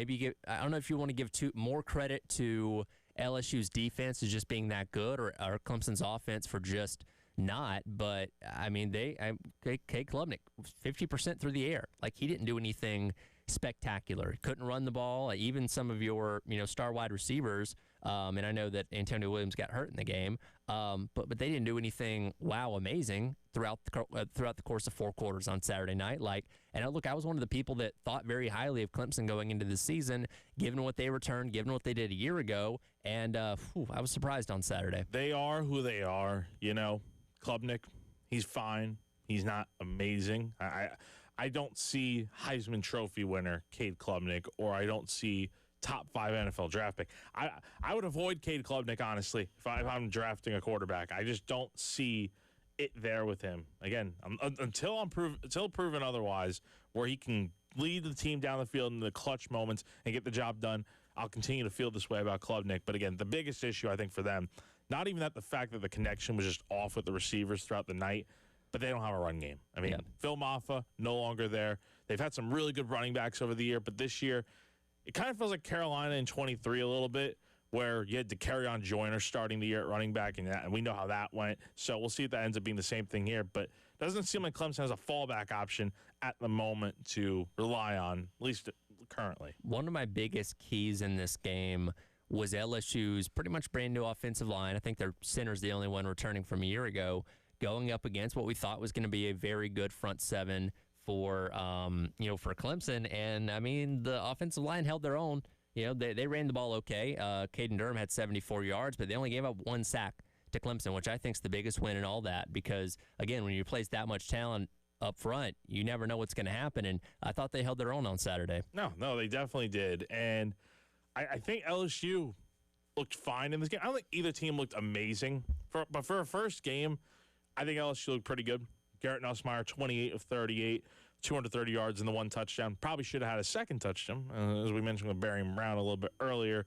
But I think LSU looked the part of a team going in on the road, hostile environment, beating a top 5 team. That's a signature win to get the year started. And we talked about Lee Corso earlier. Don't forget, he did mention LSU is his pick to win the national championship. Yeah, well, they're off to a good start, at least 1-0 for the first time since 2019. There's a lot of other things that happened this weekend that we'll get tomorrow that slip through the cracks, but Reaction Monday rolls along with the Gamecock Central Takeover Hour presented by Firehouse Subs up next here on The Game.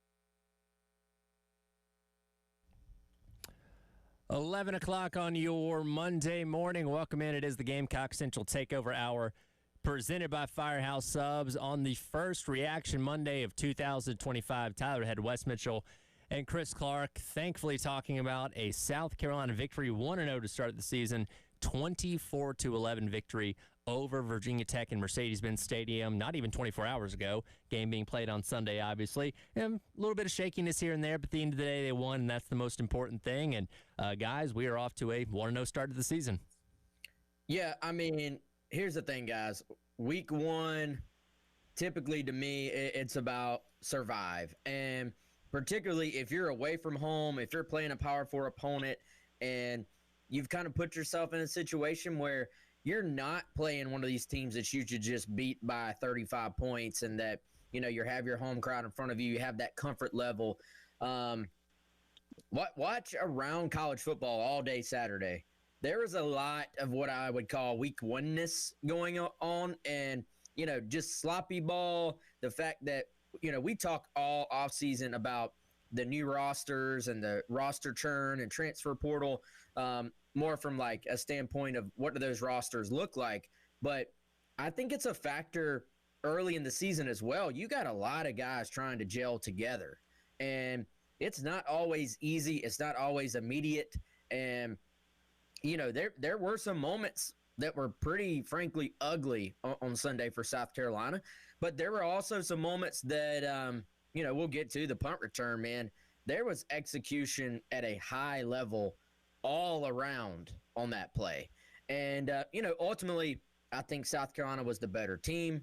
They get another, you know, big special teams play, which we know was kind of the mark of the first few years under Shane Beamer at South Carolina, and got out with a win, you know, got out, I was going to say healthy, not quite as healthy as they want to be, but all about surviving.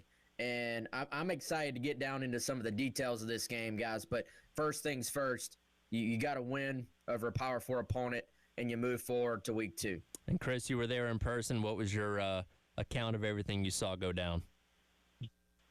Well, that's a loaded question, Tyler. But, yeah, we'll definitely dive into more of it in detail. But I think, first of all, a couple things, big picture, just from being there in person. I do think South Carolina had the fan advantage. And for anybody who's never been to Mercedes-Benz Stadium in Atlanta, it's a really cool experience. I mean, it's a really nice stadium. A lot of great people. I mean, the staff's great. I mean, everything from top to bottom is just first class. But Virginia Tech traveled pretty well. They did get to play, you know, Sandstorm and Enter Sandman for the two teams coming in, which I thought was a cool touch. They played some videos throughout.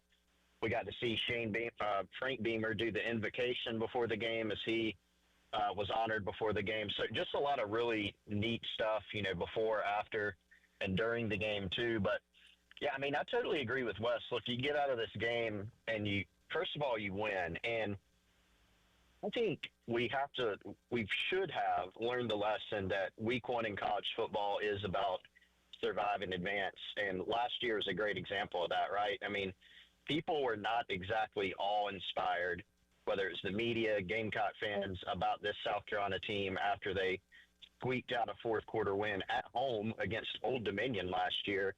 That team ends up being right on the cut line for the college football playoffs. So we do know that we can't take what happened in game one and kind of extrapolate it over the entire course of a year. Did we learn some things? Yeah, I think so. But we also have a lot of questions. You know, how good is Virginia Tech? I mean, I don't know. We'll see. They actually play another common opponent this year for South Carolina and Vanderbilt. They rematch those guys next week. We'll probably learn a little bit more about both those teams. We probably won't learn a ton about South Carolina in week two against SC State, but once they get into conference play, we will. And look, there was some sloppiness for sure, some things to clean up. And I think you can point to the reason for some of that. Or maybe some of the other things are a little bit more of a mystery. But what I do know is this: South Carolina started the game and ended the game very strong. And I think that was the mark. That's the mark of a good team. They were able to overcome, you know, the adversity, some of the adversity that they faced in that game. And I think some of the question areas, even, it's just for game one. I mean, that's all we can say right now is that those problems, those things that we saw really only apply to game one. We don't know what we'll see throughout the course of the year, but we do know that the defensive line, for instance, the tackles, I think those guys get a very good grade for game one. Special teams, that was a question mark. They were able to make a big play, as you said, Wes, and avoid, any really bad plays, any big negative plays there. So some good, some bad for sure, but to get out with a win, no doubt, a great thing for South Carolina. Well, let's start things off with that huge play early on in the fourth quarter where Vakari Swain did this. Nick Velcetus back to kick from his own 8-yard line. Snap it back. Gamecock set up the return. There you go, yeah. Good pick. Good punt. Kick. Swain backs up to the 21-yard line. He's got some room. Comes up the middle. Now comes up to 35, 40. Down the near sideline, breaks another tackle, cuts back at the 40. 30, got one blocker ahead of him, cuts back again. Hit the 10, stays on it. Touchdown, got it. Touchdown, Carolina. Wow. Touchdown, Vakari Swain. Oh, my goodness, what a return. And no flags. We've been looking for the play in the special teams for a couple of years, and the Gamecocks just busted this one open in the fourth quarter with a Vakari Swain return of 80 yards. You almost couldn't script it better in the Beamer Bowl. Beamer Bowl ends up being one of the deciding factors in the game as Carolina was able to get out to the 17-8 lead at that point in time and pretty much had control of the game from there on out. And there's a lot of layers to this. For one, Vakari Swain had dropped the punt earlier on in the game, so for Beamer to trust him to go out there again later on and field a critical punt like that, and amazing return, obviously. You also have the layer of the procedural penalty by Virginia Tech before that, where Beamer made them re-kick and obviously ended up working out for them. And then, Wes, I know as you want to detail that you pointed out on Twitter during the game yesterday, everybody else on that play doing their job effectively, allowing Vakari Swain to get down the field 80 yards and not have it called back on a penalty.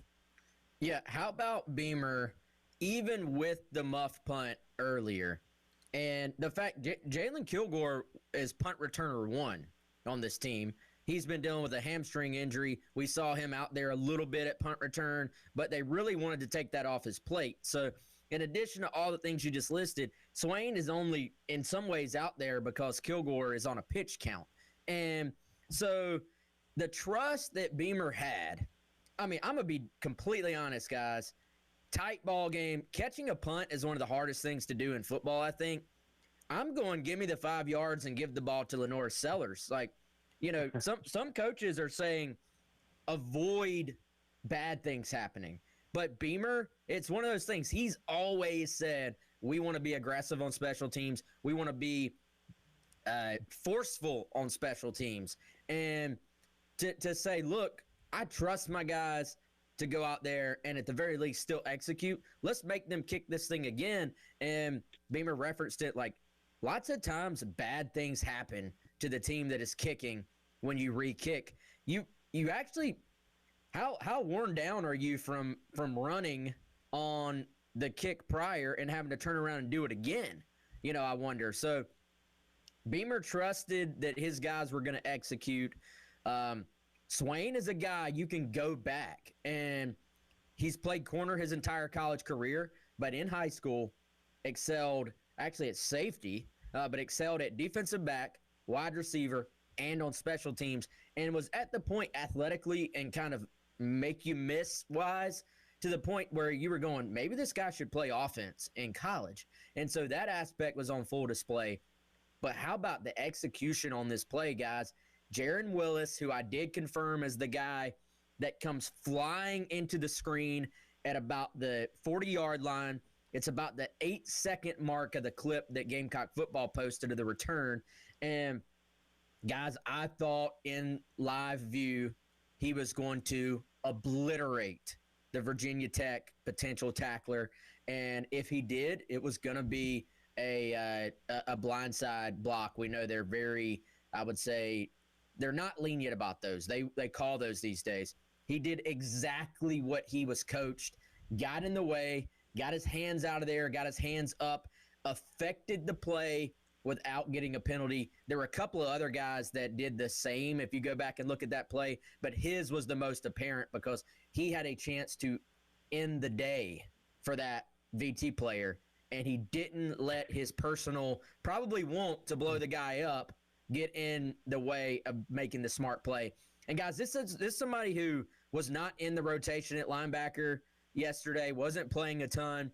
Special teams was where he was mentally, and I just couldn't be more impressed. Swain obviously had an incredible catch and run on that, but for Jaron to go do that, I think just spoke to the overall high level of execution on that particular play.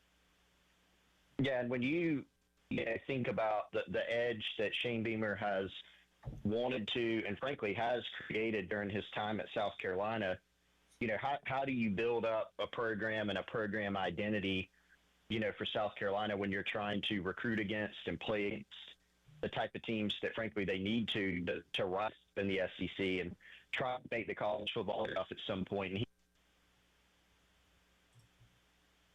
Nope. Did we lose Chris? Still there? Maybe. Maybe not. Maybe not. He's making a good point. Chris, still with us? We'll never know. All right, we'll go try and get Chris back in the break as the Gamecock Central Takeover Hour presented by Firehouse Subs rolls along. It is Reaction Monday. Let us know your thoughts on the Firehouse Subs text line at 803-404-6100 here on The Game.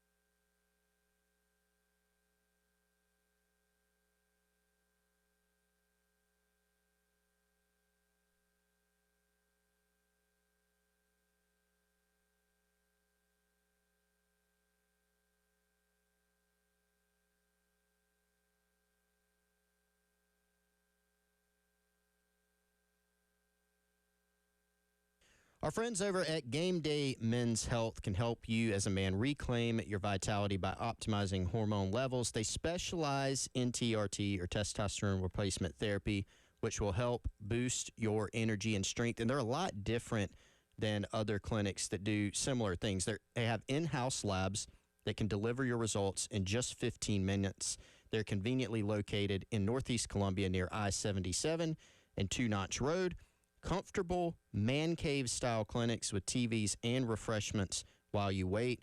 Also great, they don't use any long-term contracts. Flexible plans tailored to your needs. TRT tests available to check your levels with absolutely no obligation, and then ongoing monitoring committed to your success with expert guidance. You can get started by going to GameDayMen'sHealth.com/North-Columbia. Again, located just off I-77, or give them a call, 803-265-3161.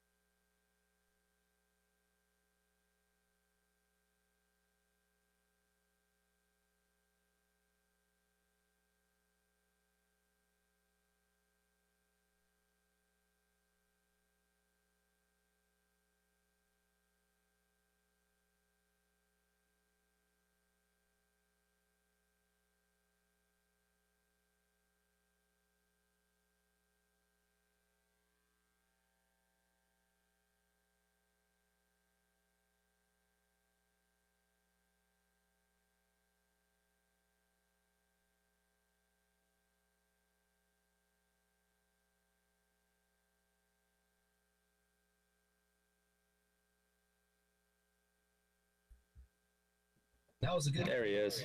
First time I met him, I thought it was Whoa.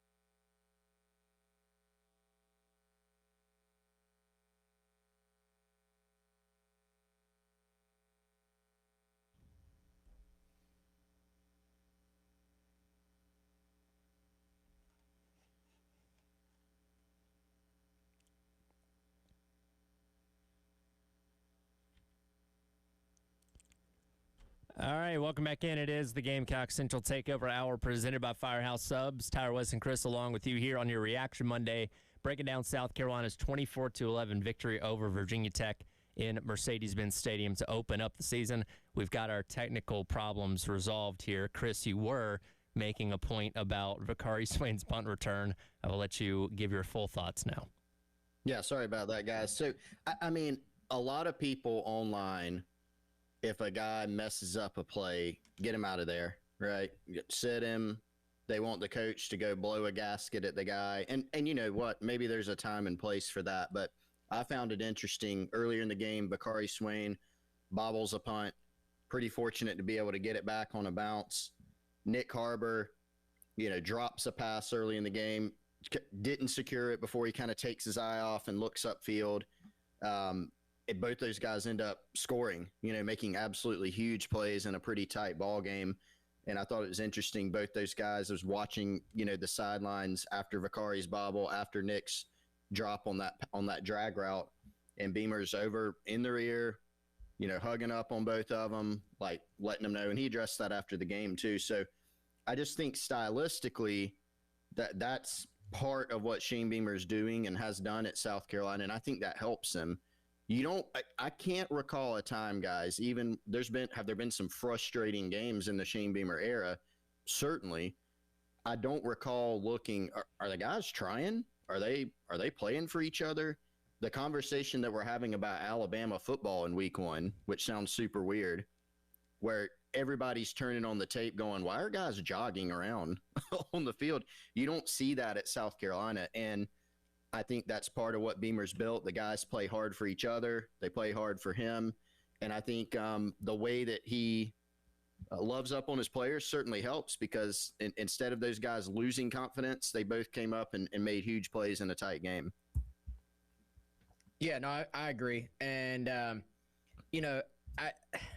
I think we get with week 1, we got all these new data points to talk about and to break down. But then the most maybe difficult part is to sort through what is just week 1 stuff and what is real. And that can go both ways. What is a real concern and what is, something we saw that went great this week, but maybe like you can't count on an 80-yard punt return for touchdown to spark you every single week either, right? So, I think it's very dangerous. Like we talked about in the open, we saw it last year. I mean, if you were comparing what South Carolina looked like yesterday compared to ODU at home a year ago, I mean, you're feeling pretty great about what you saw. Now, are there a lot of things that South Carolina is going to have to clean up moving forward? Of course. I know a lot of fans, once again, their focus, rightfully so, frankly, goes back to the offensive line and trying to clean up some things there. Lots of layers to unpack with that too. But, guys, I think more than ever, the teams that are going to be successful in today's modern college football, as long as you have some of the pieces in place, which we do know talent-wise, South Carolina does have some elite pieces in place, it's going to be the teams that can, first of all, survive kind of that first week if you have a big game in week 1. If you're in a game that's closer than it should be, do you survive it? But 2, which teams can steadily get better as the year progresses? Those are the ones that are going to have a lot of success in this era of ball, because you're going to have so many newcomers that you're going to, I mean, as good as the matchups were on paper, as many brands as we had facing off, man, there was some ugly football all the way around this college football weekend. So who can just build? Who can steadily get better? I'm not hitting the panic button on this O-line yet either. I think you still have a lot of new pieces that are gelling together. I think left guard probably ends up, I think Shed Surratt is going to get his shot in there once he's healthy. Like, I think we did see a little bit of why Shed was able to move into a potential starter spot as a true freshman. I think they need him in there to kind of come in and get his feet under him and keep getting better. We'll see when he is back. I've heard it'll be very soon is the expectation. But I think O-line, unfortunately, a no fan. I get it. Nobody wants to hear this because they've been hearing stuff like this for a while now. But that is a position group that it can take time to gel together, and it kind of resets sometimes each season, unfortunately. Well, and that's what I go back to the point I made earlier. Is Virginia Tech really good up front? I don't know. I mean, I don't think it's one of the top 3 or 4 defensive lines that South Carolina will face this year. I don't think. But do I know that? I don't. And also go back to, like, to your point, Wes, people don't want to hear, typically when you look at a game, and I'm just making up this scenario, if you look at a game and say, South Carolina gave up 5 sacks in a game, people are going to say, well, the offensive line stinks. With no context, you got to look at different things. Did the quarterback hold the ball for 17 seconds on one of the sacks? Was there somebody open? Did somebody slip? Did the tight end or the back miss a block? Like, what's the deal? But at the end of the day, here, the problem from 2024 is, despite having Lenore Sellers back there, they still gave up, 41 sacks? Way too many sacks. And so we know, yes, some of that's on Sellers, some of it's on the O-line. Some of it is maybe a schematic loss. Some of it's maybe a one-on-one loss. Some of it's backs and tight ends or a receiver running the wrong route. But how can you get that entire picture better? And then running the football. And so for game 1, was that like an A-plus grade? Certainly not. But I think one little clue. I mean, Shane Beamer mentioned after the game that the play that, like, look at the safety, right? There were multiple elements in there. First of all, our guy, J.R. Johnson, who we need to talk about because, man, whoa. We will. Don't worry. What a player. But my man, receiver background, J.R. picks a ball, and he's got 102-yard touchdown on his mind, obviously. So that puts Carolina in a bad spot because now you're on the 2. And then the part that Shane Beamer mentioned after the game is there was some pressure, but there were guys open, which I heard the same thing, like, you had a quick out on the left side. Got to get that out a little bit faster. Now, the counter argument is he should have longer than he did, especially in the end zone, or don't call that play in the end zone. So y'all get what I'm putting down. A lot of different layers to it. Let's not anoint or bury any position after week 1 and just kind of put it in its proper context.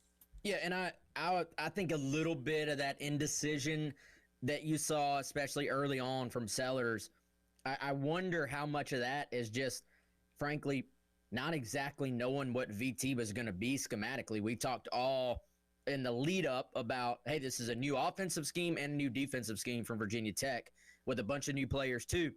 Not exactly knowing what you're seeing and maybe not quite trusting it will have you being a little bit just indecisive, and you're backed up, so you're probably going, I can't turn the ball over here. I can't turn the ball over here. I'm only throwing this ball if I'm positive. Well, that kind of came back to haunt you because they end up obviously getting the sack when you held onto the ball. So plenty of blame, I think, to go around on that one. I will say this. I don't know. We'll see as the year goes on what Virginia Tech's overall defensive line is, but I can say this. Kamari Copeland for VT is a stud. And that was the one guy I had talked to somebody in the player personnel world, and they said among Virginia Tech's players, maybe the only guy on that entire roster that is like in the same conversation with some of the elite South Carolina players, like a Sellers, like a Stewart, Harbor being a freak athlete, stuff like that. Like Kamari Copeland would be the one guy on that VT roster that is up there with just about anybody in terms of talent. And I think we saw that, man. Like, he was a disruptive force for them and definitely made his impact on this game. So there's all these little aspects of this. The funny thing, too, I don't know about you watching in the stadium, Chris, but sitting at home watching on TV, man, it was like the running game for Carolina did not exist for a few drives. And then all of a sudden it was like, well, wait, they're finding some room. And it's one of those things where it's easy to yell at the offensive coordinator. Why do you keep running the ball? Why do you keep running the same plays in some instances? You're getting nothing out of this. But I did think Shula was – I kind of commend him. He remained hard-headed in saying we have to keep trying to run the ball. And it overall was not pretty. You know, certainly the first quarter it was not pretty at all. But you did start to see that room open up a little bit more as it went on. And, I think you got two backs in Attaway and Faison who can do some things for you. When they had room, they found the holes. They made people miss. But both those guys, I think, are in line for really good years if Carolina can just give them, a little bit of room to operate. A lot of things to unpack from this game. We're not going to have time to get to all of it today. We'll stretch this out to tomorrow as well. But I do want to loop back around to J.R. Johnson, not only for the interception, but the overall game that he had yesterday, because he definitely was one of the standout players of game number one. That's coming up next. Gamecock Central Takeover Hour presented by Firehouse Subs on your Reaction Monday here on The Game.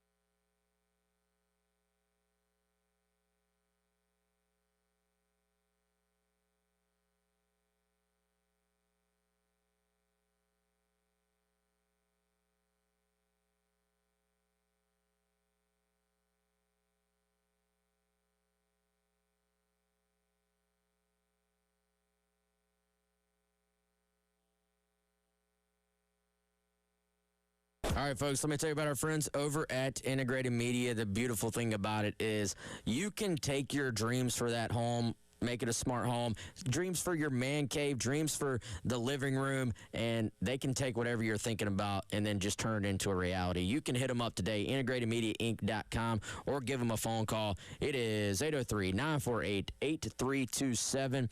Their services include basically anything to do with your TV, your surround sound, your smart home services, or securities and cameras. If you work from home, for me, it was all about my home office. Didn't really have a great connection to the Wi-Fi. Needed hardwired internet, so they came in. They ran Ethernet throughout the home into my office, into my wife's office, and made sure we had a great connection there. And then we went a step further with whole home Wi-Fi. They can also hang TVs. They can hide the wires for you, and they can go all in on that man cave too. Hit them up today. Again, for more information, integratedmediainc.com.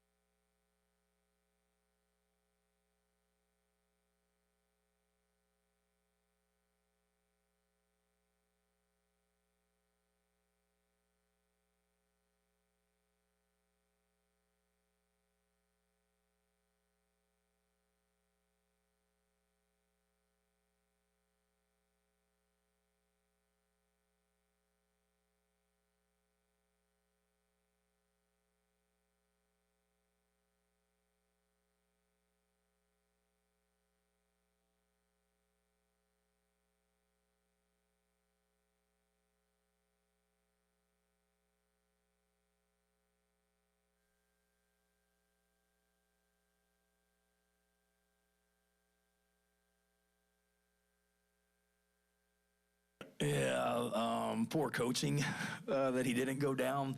He was awesome, first of all. Fred's a big-time player, and being from Virginia, right there in Norfolk at Maury High School, you knew he was amped up, and that's what some of the players said when he was flying sideline to sideline. One of the guys on the sideline was like, man, he's on a freaking mission today, and that's the way that he played. I'm so happy for him. It was really cool, and what a play. That was a big stop, obviously, down there in the red zone to keep them from getting points there. But, it's something that we, talk about, not bringing that thing out and going down. I think he just, kind of got caught up in the moment, and hindsight being 2020, go down as well. But, it's hard to fault him in some of those situations when he was a heck of an offensive player in high school, so I guess he just envisioned running that thing back 102 yards for a touchdown too, so who knows. Welcome back in. It is the Gamecock Central Takeover Hour presented by Firehouse Subs on your Reaction Monday. Tyler, West, and Chris along with you. That, of course, was Coach Beamer talking after the game last night about J.R. Johnson and his performance, and if the one negative we can say is the fact that he didn't take a knee in the end zone, then that unfortunately did lead South Carolina safety a couple plays later. That's the only thing we can say, because outside of that, he had a phenomenal game on Sunday. And I think back to our conversation with Debo Williams, 2 weeks ago now, where he was sitting in the studio, and we asked him about J.R. Johnson, and he, hyped him up, just like we've been hearing about in the offseason, that he's a dude, he's going to do this, he's going to do that. And lo and behold, Debo was there in attendance yesterday. J.R. Johnson went out there and did exactly what we were hoping he was going to be able to do in game number 1. Yeah, we talked a ton this offseason, and the closer it got to the season itself, there was a lot of talk coming out of the program. Hey, guys, they feel kind of good about these linebackers, even though they lost what we all know that they lost at that position. And, I think we had gotten to the point where you were going, all right, we've heard all the things you want to hear. Now I just have to go see it on the field against another opponent, right? And lots of turnover at that position. Part of it is, you had a couple of transfers coming in, and then part of it is you were trusting that JR, who as a true sophomore, who really did not play a ton on defense at all last year, was going to be able to step into this role. And I think my big question was, all right, we know the physical tools are there. We've seen it. We've heard all about it.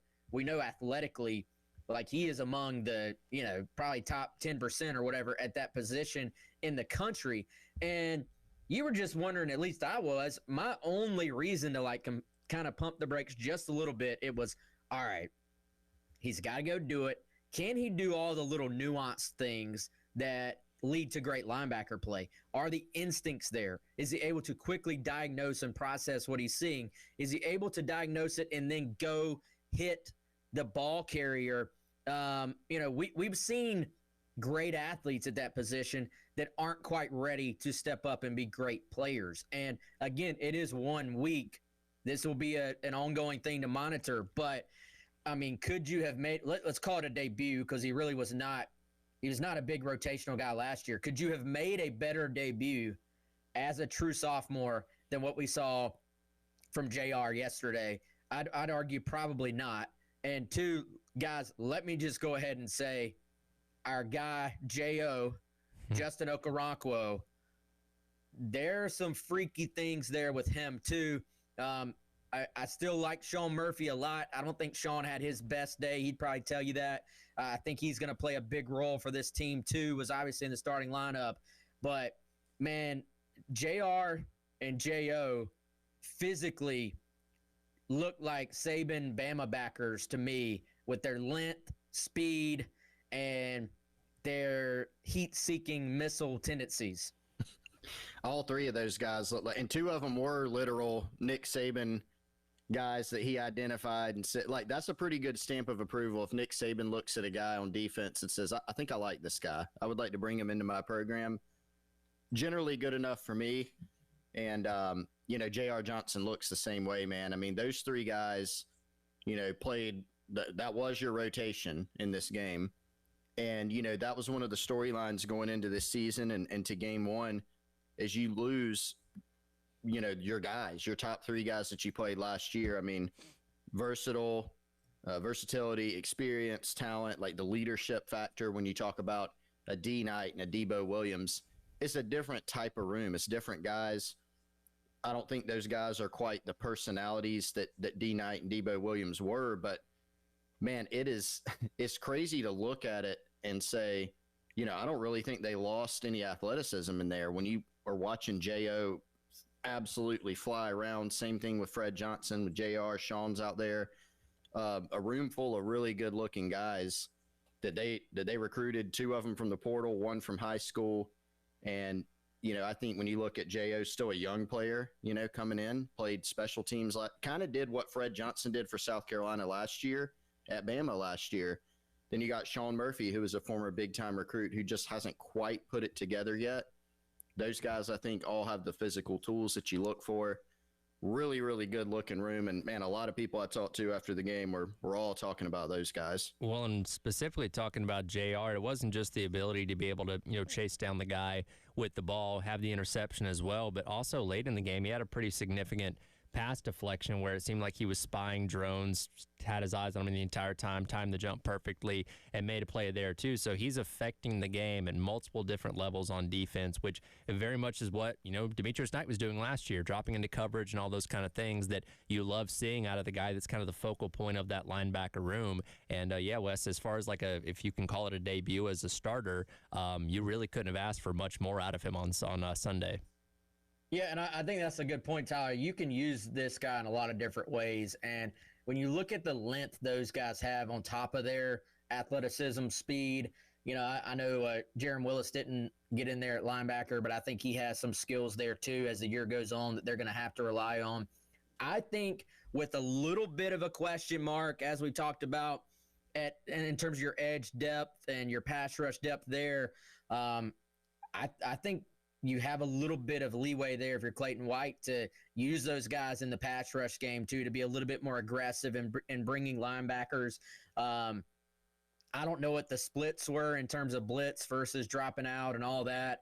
They were pretty aggressive last year at times too. So it didn't feel completely different to me in terms of the scheme. It felt like, there were maybe a few things differently, but for the most part, it was kind of a similar approach. But I think you're going to see, all those linebackers, but in particular, JR, JO, and maybe Willis getting to the quarterback at times. And, there were moments I feel like where they had JR kind of faking like he was blitzing, and then he drops out into that spy roll. If you look at the interception, he is showing that kind of what I think they call like a mug look where he's pressing the A gap, forcing the O-line to account for him, and then he's dropping way back. Like he ran a long way to make that interception. So when you have kind of a bigger guy, to have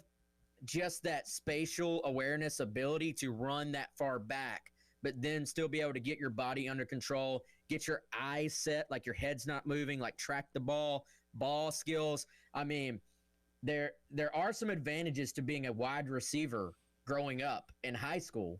If you're a linebacker who is now 15, 20 yards downfield in coverage, being able to make a play on the ball. So, I don't know if that was a great Virginia Tech offense. So let's put some context here. They had several drop passes. They have several misses. But every team is going to have, the offenses you're playing, even if they're really good, they're not going to be perfect. Every team gets some benefits of that. But all things being considered, guys, a week one, neutral site, Power 4 opponent with all the losses on defense, like I think we have to tip our caps to Clayton White and that entire defense. It's a team effort over there, man. Entire defensive coaching staff. They looked the part, right? Like I know it's not going to be perfect every week, but to just churn out what they had to replace, I couldn't have been more impressed with how they ran to the football yesterday. Yeah, and I think, we talked about it, guys, going into the game, in that this was going to be a pretty big test. Like, this is not just, a breezy introduction for the new guys up front, this front six, the linebackers. They're getting a scheme where, yes, Philip Montgomery has a lot of tape from college, but it's game one. They're going to have some new stuff. Their offensive line, like, what does that personnel situation look like? You're breaking in some new receivers from Virginia Tech. You got Kyron Jones, who's a true dual threat guy. And yes, did South Carolina catch some breaks? Yes, they had an overthrow on a could have been touchdown. I thought it was going to be a touchdown live in the stadium when the ball was in the air. It was just overthrown. Did he have some drops? Yes, he also had some phenomenal individual plays by his receivers. Guys, go back and look at the stat line for Kyron Jones in this game. 15 of 35, 42% completions, no touchdowns, 2 picks, 26 rushing yards with a long of 8. You will take that all day. And if you go back and you look at his stats from when he started in his college career, that's actually his worst game, really, of his career that he started in terms of no touchdowns, 2 picks, 42% completion is the lowest in his career, and you kept him in check from a run standpoint. That's a pretty good first game, I think. It is a Reaction Monday. Want to get your thoughts as well. 803-404-6100. We'll hit some of that as we wrap up the hour on your Reaction Monday here on the game.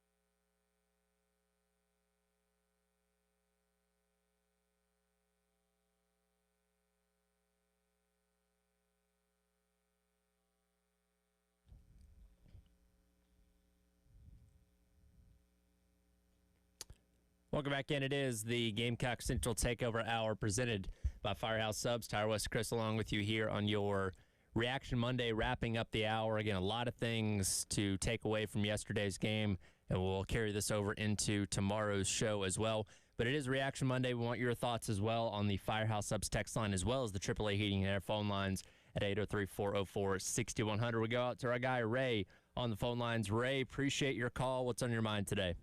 Hey, Tyler. Yeah, I'm excited about the win. I mean, first game of the year. Like you said, you're playing a Power 4 team and a neutral side that hasn't been really kind to the Gamecocks over the years. So I'm pleased. And the thing I liked about the game is we covered the spread, but we left them with just enough to, be a little bit dissatisfied about and something that a lot of things the team has to work on. Thought the opening drive was absolutely gorgeous, just beautiful. Wasn't so pleased with the next drive. We had something going, and then we said, well, let's see if we can run it up the gut. But we'll see. First game, I can't really complain about a whole lot, so that's saying a lot coming from me. Lenoris he's a guy, a lot of things he does that don't show up on the stats. When he got outside and got those first downs and made 2 or 3 guys miss, I mean, that was just unbelievable, some of those runs. And no doubt, number 6, good Len Stewart. He willed that team, especially the defense in the second half. It was like, we're not going to give up a touchdown. And number 0, JR, wow, what speed. I mean, guy just had a great game.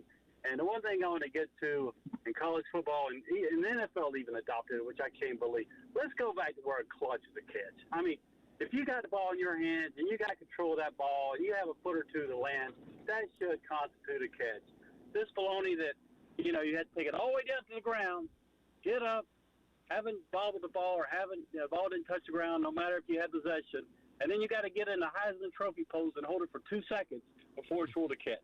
Now, I'm being a bit facetious, but I really think they've got to look at that, Tyler, and I just want to get your take on that. I think we've overthought this catch thing so much that we've made it almost impossible for a guy to get a catch, but just want to put that in. But go Cox. Thanks a lot, man. Yeah, absolutely. Appreciate the call as always, Ray. 803-404-6100, and we'll dedicate an entire segment to Nick Harbor's performance tomorrow, but the catch that apparently wasn't a catch, certainly a lot of topic of conversation this morning from earlier on in the game where kind of catches the floater, and I thought had it all the way to the ground. The ball never popped out. Did it move a little bit as he hit the ground? Yeah, but he still kept control of it, and on the heels of Barry and Brown's non-catch apparently on Saturday night against Clemson, this once again gets the microscope put on it for what I thought should have been the first of 2 touchdowns for Nick Harbor on Sunday.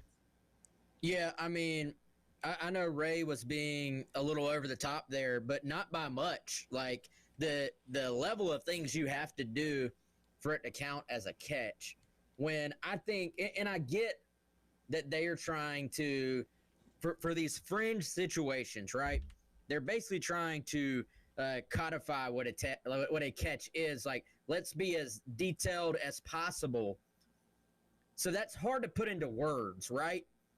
But I do think they have to look at the fact that, can we put these into a little bit different words to better express, we know what a catch is when we see it. Like, that was a catch. Like, even I'm sure Virginia Tech fans are like, oh, that's a catch. But because the ball moved at, a couple of centimeters as he was hitting the ground, multiple steps later, I mean, here's the thing, man. I feel like if you were taking steps and the ball is moving, not within your grip, but the ball is moving because you are controlling it, to me, that is complete control. Like, once you do, like, whatever you do all the way at the other end of the play, if it never hits the ground, I don't really understand how that's not a catch. Like, I guess by the absolute letter of the interpretation of how it's written, maybe they got it right, but I do think they've got to look at that rule a little bit more, just in terms of, like, if you control the ball early on and you purposely move the football within your grasp and you have 2 feet in and you're taking 2 steps, then maybe it can't hit the ground, but the fact that you have to literally control it all the way is just off to me. Yeah, look, guys, I recognize that breaking the plane when you're running the football is different than a catch. I get that. You don't have to tweet. You already have possession. You got possession. But as soon as you break the plane of the end zone, it's a touchdown, right? You got possession. I almost smell a clarification at some point coming in college football because of some of these things. Is it a rule change? Is it a clarification? I don't know. But if you come down inbounds and you possess it, it's almost like they're looking at what happens when you go out of bounds to me. I understand you have to complete the catch, but it seems like we don't really have clarity on what that is. It's not exactly uniform, kind of like the targeting debate. So I think we need some clarity on that. I thought it was a touchdown. That was just my opinion. So we'll break it down tomorrow more.